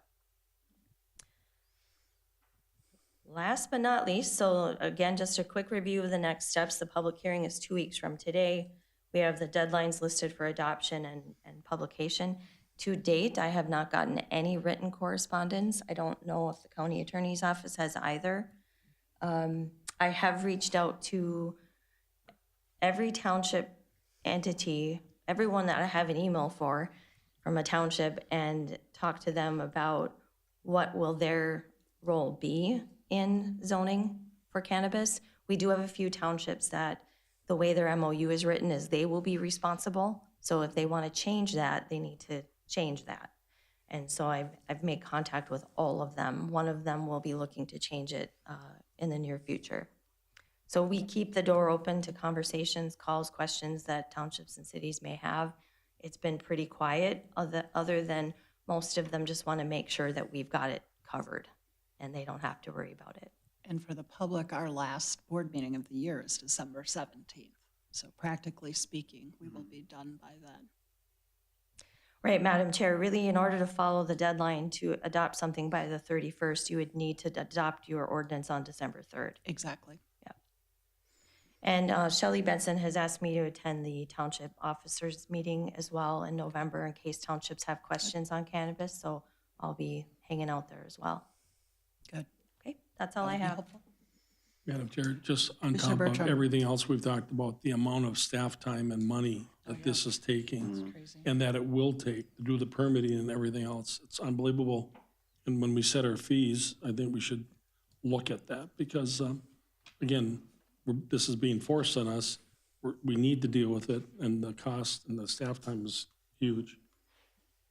A good thing doesn't entirely ameliorate that is that the legislature did pass some resources that will be coming back to us. So we will see. So honestly, when we talked about the opioid settlement money, et cetera, I mean, it's hard not to say that all of this is an intermix, at least from a prevention or era. So for right now, you are also wanting us to, no, we don't need to do anything else. This is just information. That's why I Correct, wanted to Madam make Chair. sure. Yes, Okay. the version that went out for public hearing notice is just fine. Yeah, good. And Commissioner Bertram, and just piggybacking off of what you just said, the amount of time you all have put in is significant, as well as for the communities within our area, as well as cross-jurisdictional. So thank you. And members, the more questions we can ask of staff before our public hearing, probably the better. Not to say we won't think of things on the spot. I can't say that we've ever had a public hearing that I don't think is something I hadn't contemplated before. But at least then you can help us address that when we're doing that. Well, with that, I thank you, and it's time for our break. We'll take a short break, and we'll be back in about 5 minutes.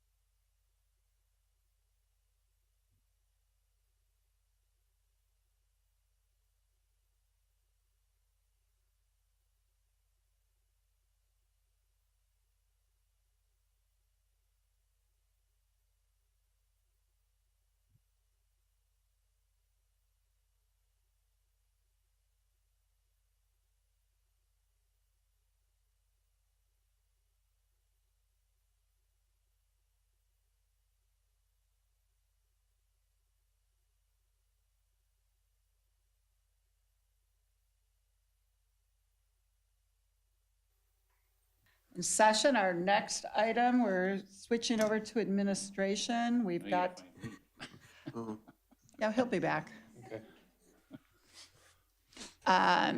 Okay. Discussion improving our legislative priorities.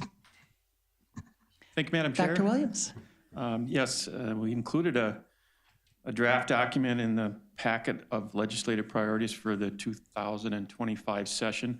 Frankly, I'm not so sure that you should adopt this today. The MICA priority process is nearly complete, but not complete. The MICA administrators are going to meet again at the end of this week to try to finish up that platform. Of course, AMC platform would get finished at the annual meeting in December.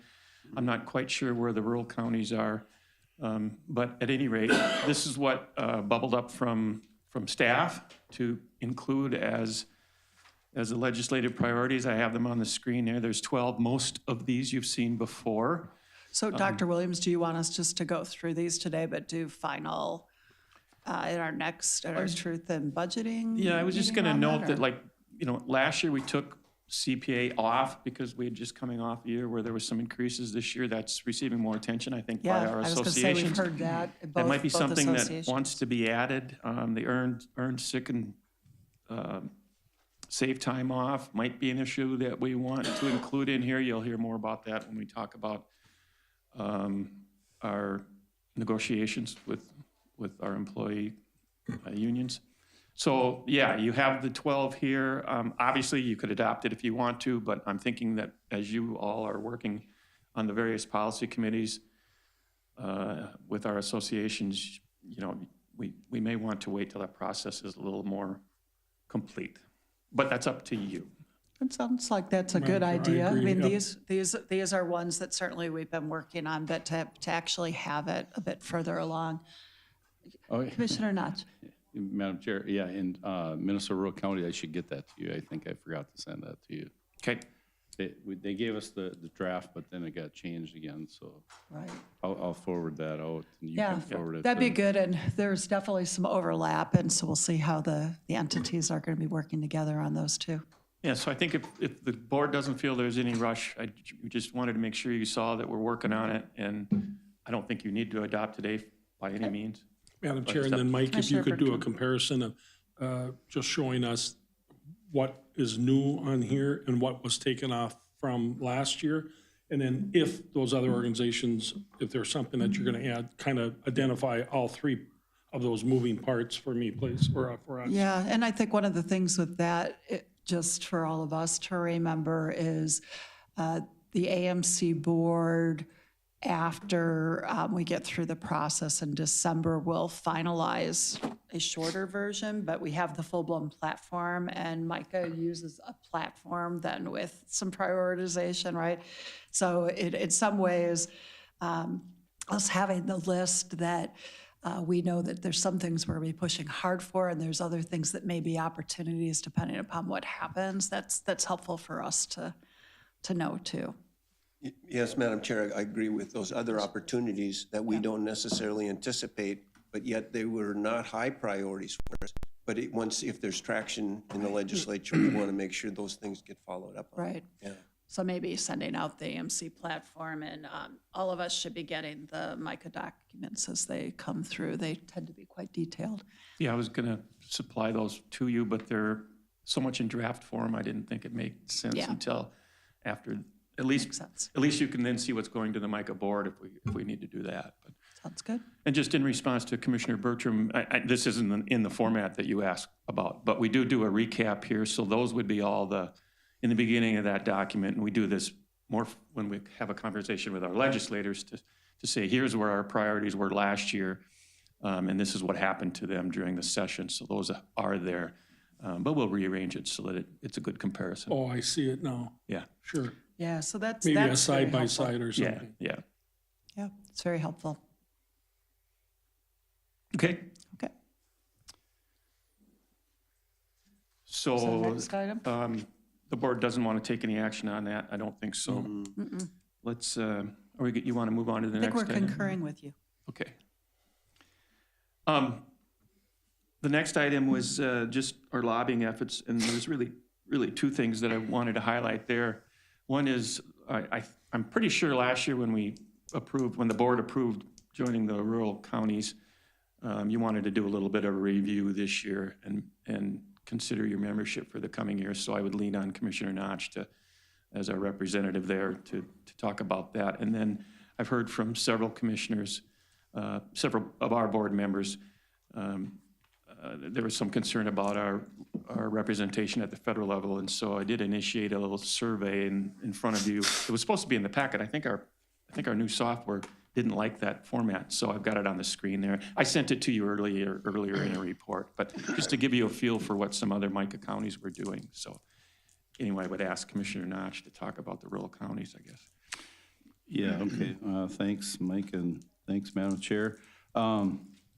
You know, again, this was a discussion, I think, when we initially said we'd give it a shot, that, you know, it does kind of have some alignment with AMC. Of course, you know, they have a few more rural issues, I guess, they deal with, and, you know, you see on AMC's platform item or priority items.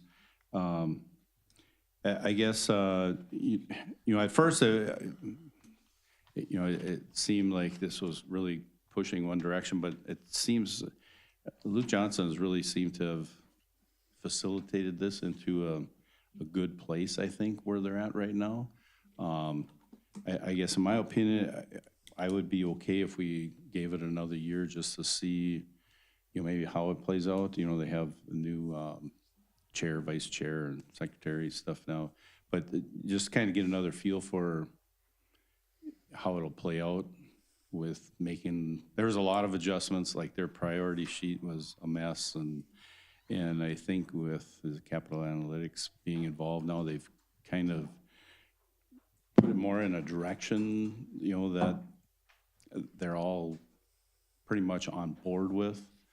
So I think it would probably warrant giving it a year just to see if, you know, if it kind of heals itself into a really good functioning organization. I mean, they really grew in membership again, you know, this last year. So apparently there's a lot of interest from multiple counties to give it a try. So Yeah, I mean, from my standpoint, I mean, I think there's still some question about how much more we're getting. Having said that, they've kept the cost low, and Capitol Hill is very good.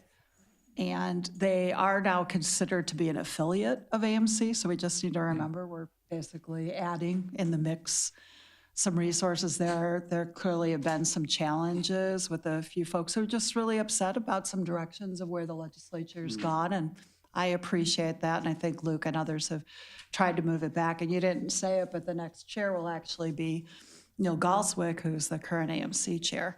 So as he's finishing up, he will become that, right? I mean, that's my. no, Neil Peterson will be. No, oh, Neil Peterson. Sorry, Neil Yep, Peterson, Neil and then Peterson will Steve, be. and then Steve Schmidt's vice chair, Schmitz, right? yeah, I said Steve that wrong. Schmitz. Too many Neils.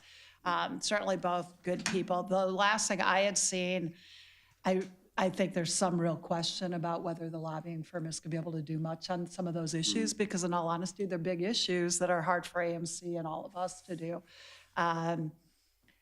So that can be a little bit of a question, but in the spirit of how are we all working together, and as an affiliate, they can't take any positions that are different, and they had hoped to get more people on the board that would help the legislature see the things we have in common, and certainly appreciate the work you've done. Yeah, which is, you know, again, one of their main issues, a lot of drainage type issues, a lot of. Yeah, that's where I was hoping it was going to come out, was drainage. for Right, this year, and that's because- kind of why some more, I think, have jumped on along with Yeah.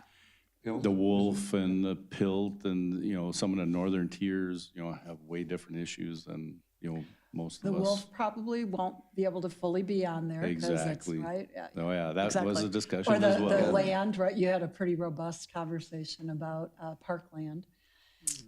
So, Yeah, pilt was another. yeah, I think big they're thing. working hard on trying to remember that it's kind of like with the other organizations. You can't be thinking about one county's issues. Yeah, But I think part of the reason why this is just, and then with your chart, some of the counties that are doing contract lobbyists, I mean, it's been kind of interesting, including all the way back to when you were in the legislature, Commissioner Bertram, and certainly all the time I was, we're like the odd one out for a county our size to not have somebody who's working on state stuff. And I continue to go back and forth on whether that's a good idea. I will say with both our state and our federal, together with our staff, I mean, with leadership team, we're a pretty mighty group together. And so I think that's why we've been able to avoid that. But a couple of the counties that are on there that it's comparing federal, that also includes their state lobbying. And I know we've talked to it, we certainly, the city and APO work with a good firm. It just seems like it's been time we haven't done an RFP or any kind of request since I've been on. Give us an opportunity to at least hear from others, including our current ones about their doing. I'm looking at Jody right now and the amount of work she does on transportation. We could almost pay her to be doing our transportation work, just saying. I guess we are. She does save money on, Yes, We are. It's not like when all of us do other stuff. she does save money on Ubers, I can tell you that. Oh, I know. Nobody can pack him in an Uber better than Jody can. Oh, absolutely. Although she does need to learn to pack later. Okay, that's an aside. Madam Chair, I'd Commissioner like to Persky. very much continue the membership with rural counties. I think, especially from the western part of the county, I think there's a benefit.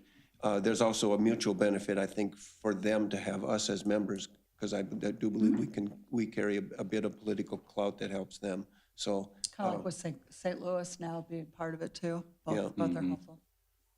I agree. Do you need an emotion on Lee, are that? you okay with that? Yep, Okay. yep. You don't, do we I need was a? wondering where this conversation was gonna go, and it turned out it was just a review, and I'm okay with that. Okay. I don't have down here that you need a motion, but would you? I mean, I see consensus and it's in Okay. the budget. Oh, so. All right. If we're doing nothing, we don't need a motion to do nothing. There you go. There you go.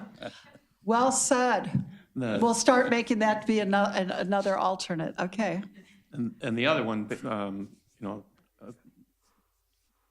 the federal side and perhaps on the state side, then I do think I need some direction if we want to do some kind of an RFP on that. We can certainly do that. It's just been a really long time. Yeah. I know that the last time we talked about this was in part because the city is using the same entity, and so is APO. Sherburne changed theirs a while ago. That doesn't mean we should change, but it seems like it's time for us to be asking. And I know we've had enough questions about that. So if we're looking to kick the tires, Yeah, just I'd be kicking the open. tires, Yep. yeah, just kicking the tires. I might not change it. I don't think it would be too much staff work on behalf of that. Let's go, folks. The horse is dead. all right. All right, do you need something more than, okay. And Jody can't apply for that because we need her to do her regular job. Okay, all right.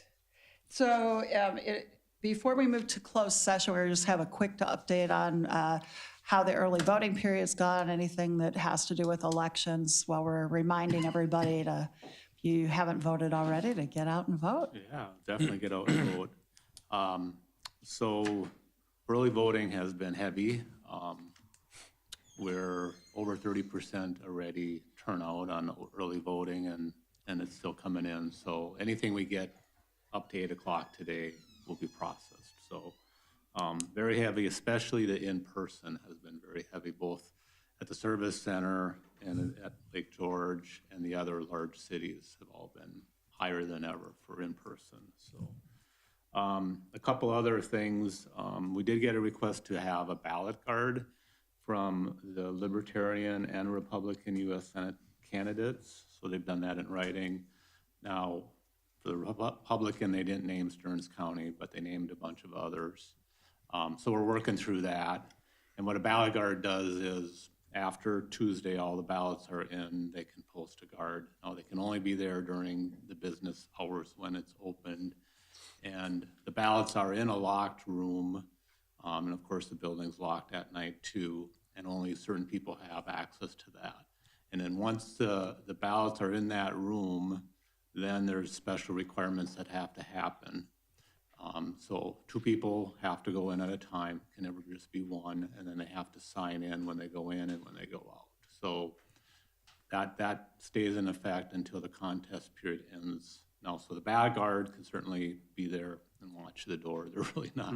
They're sitting in the public hallway watching the door, which they're fine to do that. They don't get in the room or anything else like that. So we're working through that. So that people can be assured it's safe and nobody's going in and looking at anything. Yeah, yep. Okay. But there's very strict requirements already on that room. So I don't know if you've heard about the Hennepin lawsuit on the absentee ballot board members. So my understanding is when people go to a caucus, they can sign up to be an election judge.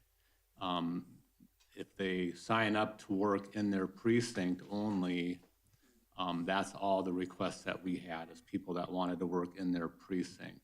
So we got that list. We were instructed by the Secretary of State to send that out to the various jurisdictions, and we did that.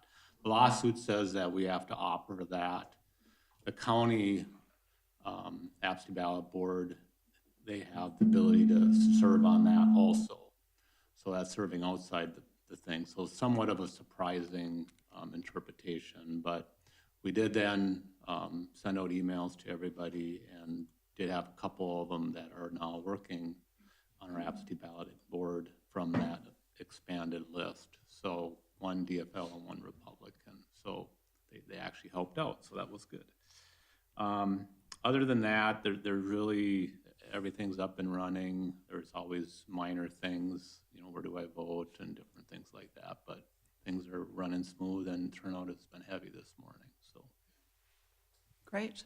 Well, please pass on thanks for that. Commissioner Persky? Yeah, Madam Chair, I had a conversation with Randy earlier in the week.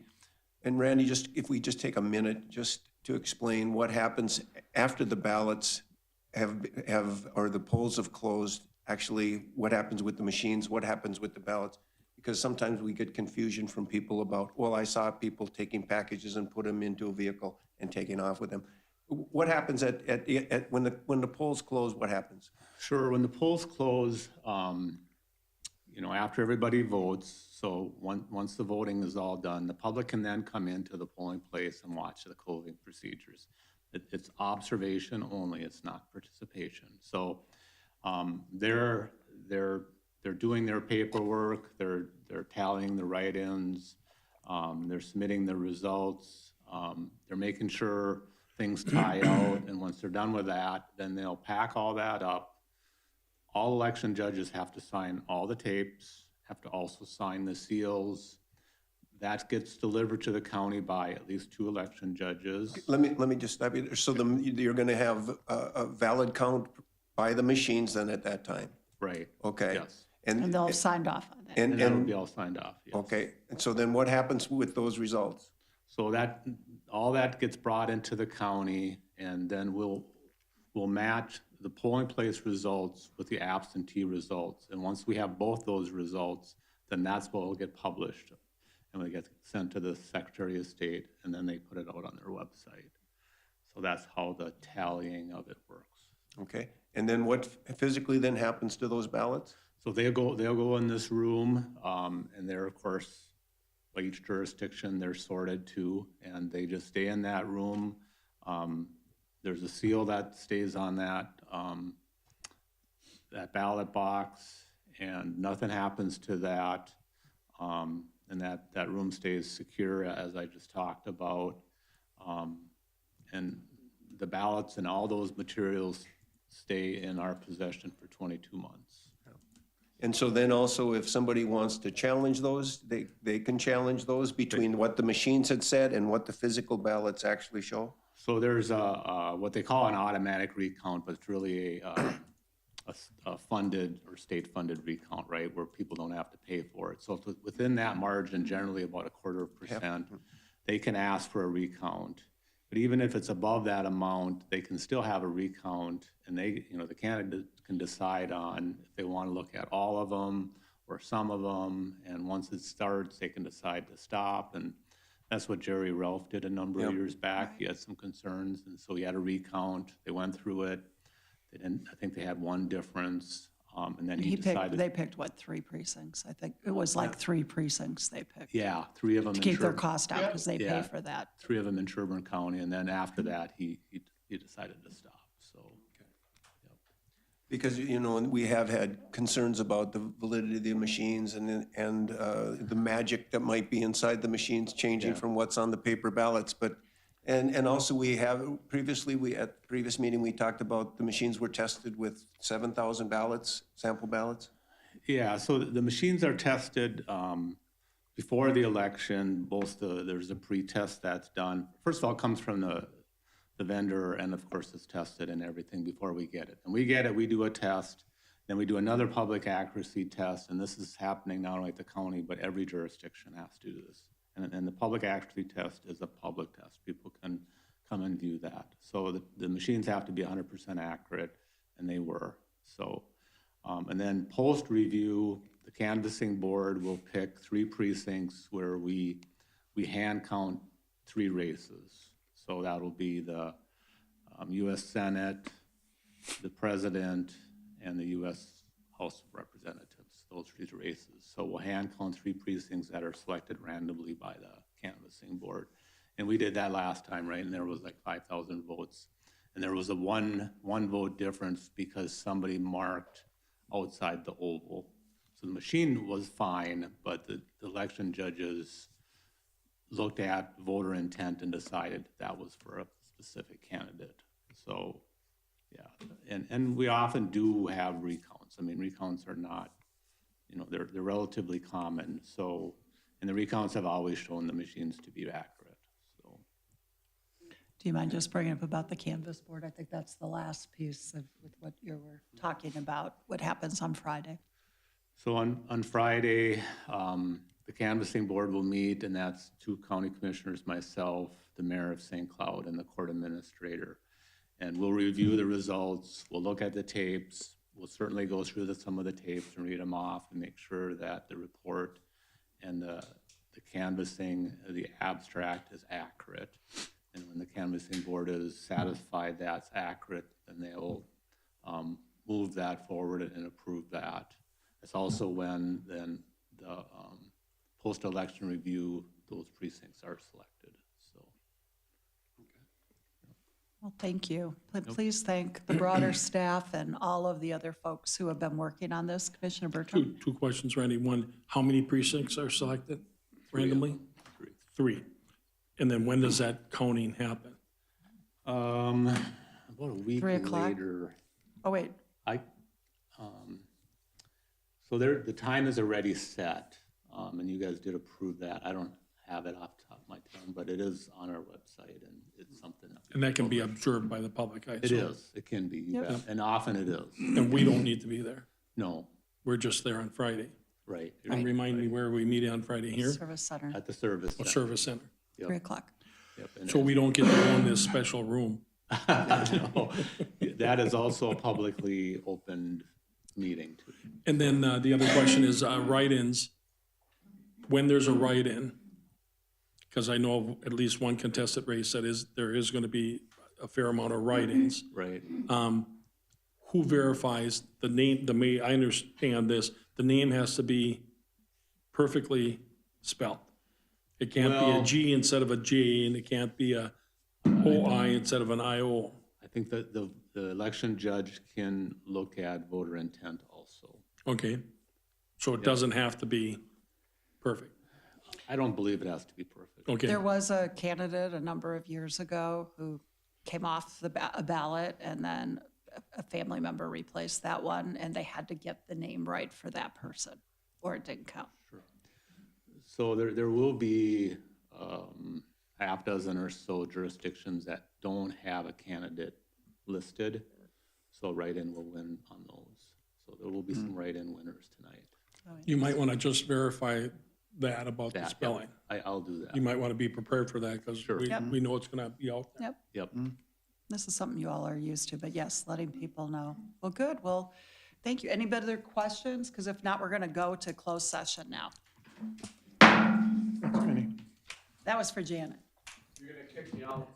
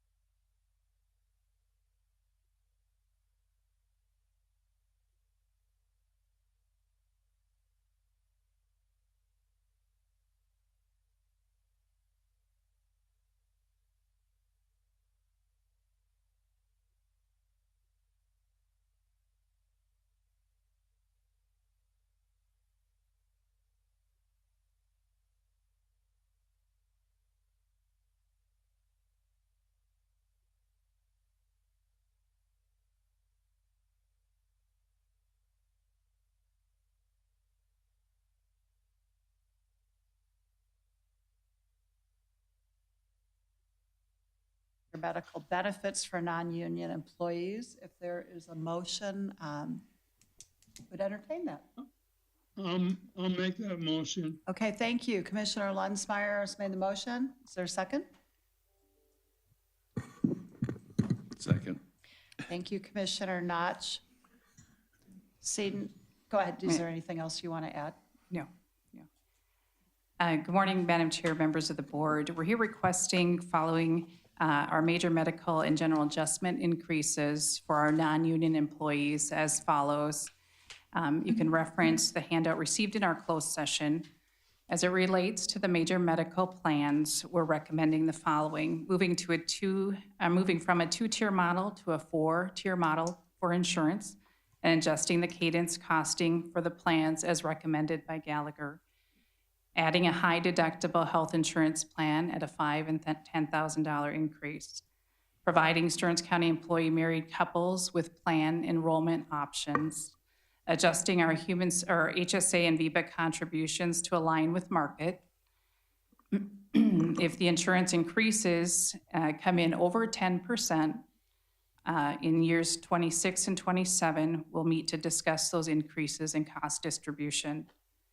The county will go out for major medical bids in 2025 for 2026. The second element is the wages. We recommend general adjustments be set by the following: a 5% general adjustment for years 25, 26, and 27.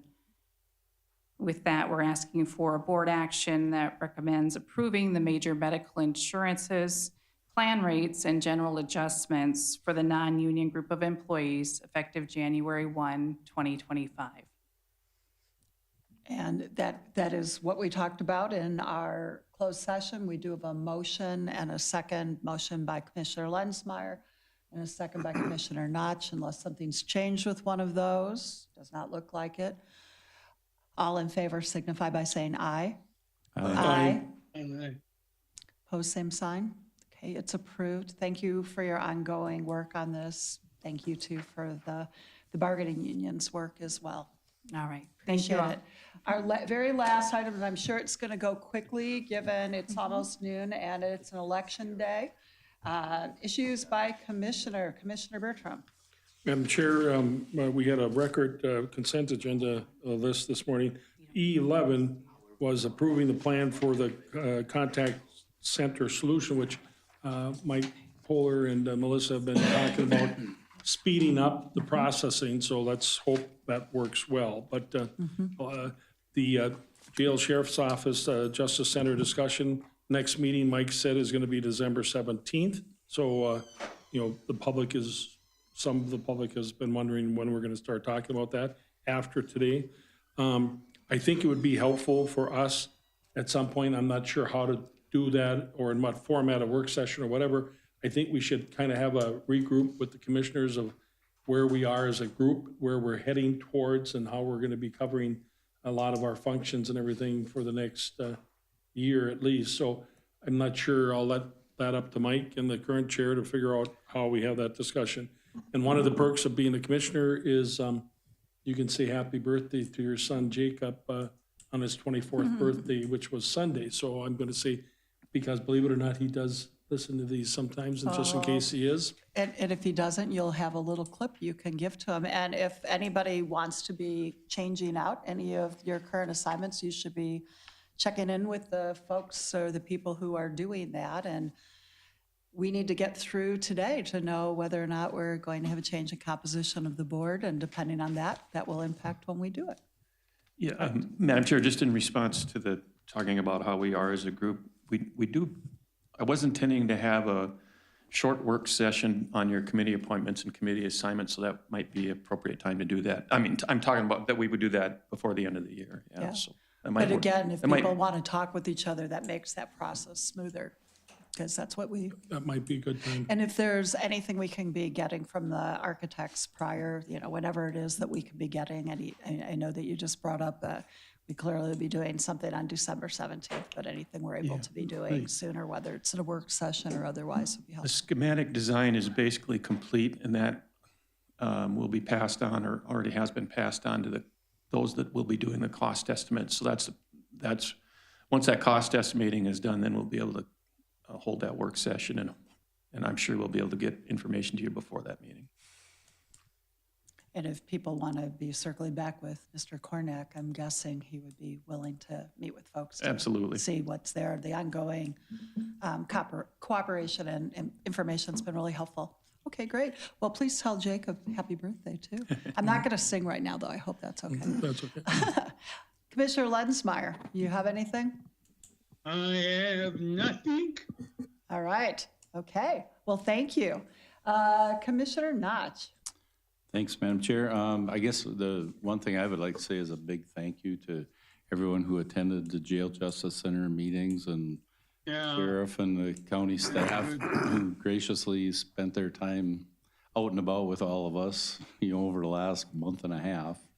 So hopefully, after today, we'll see where that ends up. But yeah, a huge thank you for everybody taking the time to be involved and help, guide this very important, the biggest issue probably most of us are going to have to deal with. So, and on that same note, my son's birthday is November 12th. So, look at there. And his name? Chris. All right, Chris and Jacob. He'll be 33 though. Okay. Commissioner Persky. Yeah, obviously today's vote on the Justice Center is quite important, so that'll give us an idea as how is the dollars going to come about. And I definitely think, from hearing from folks and response we've had, that we have some discussion on the process yet here. A couple things real quickly. After November 1st, winter parking, so anybody out there, be careful. A lot of cities will ticket you if you're parking on the street, so keep those cars off the street. Also, big thanks, as we mentioned before, to all the folks helping with the campaigns. And then the next meeting, I actually will be in transit to DC. So I hope I will be. Well, you could do it. I will do it virtually. Right. But it could be from the metro, it could be from. Well, you have to actually pick a place and it has to be noticed. So 3 days ahead of time. So you'll have to figure out where you're going to be. It could be we the have to airport. actually notice. Don't Can't make be a it car. the bathroom this time. It actually Okay. cannot We'll be get like a someplace car else. or the metro.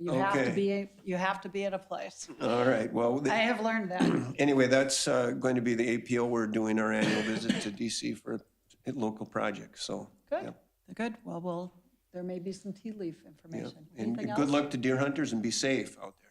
Yes, prior to our meeting, there was a lot of conversation about deer hunting and hope anybody who hasn't yet been successful that you are able to do so soon and the weather cooperates.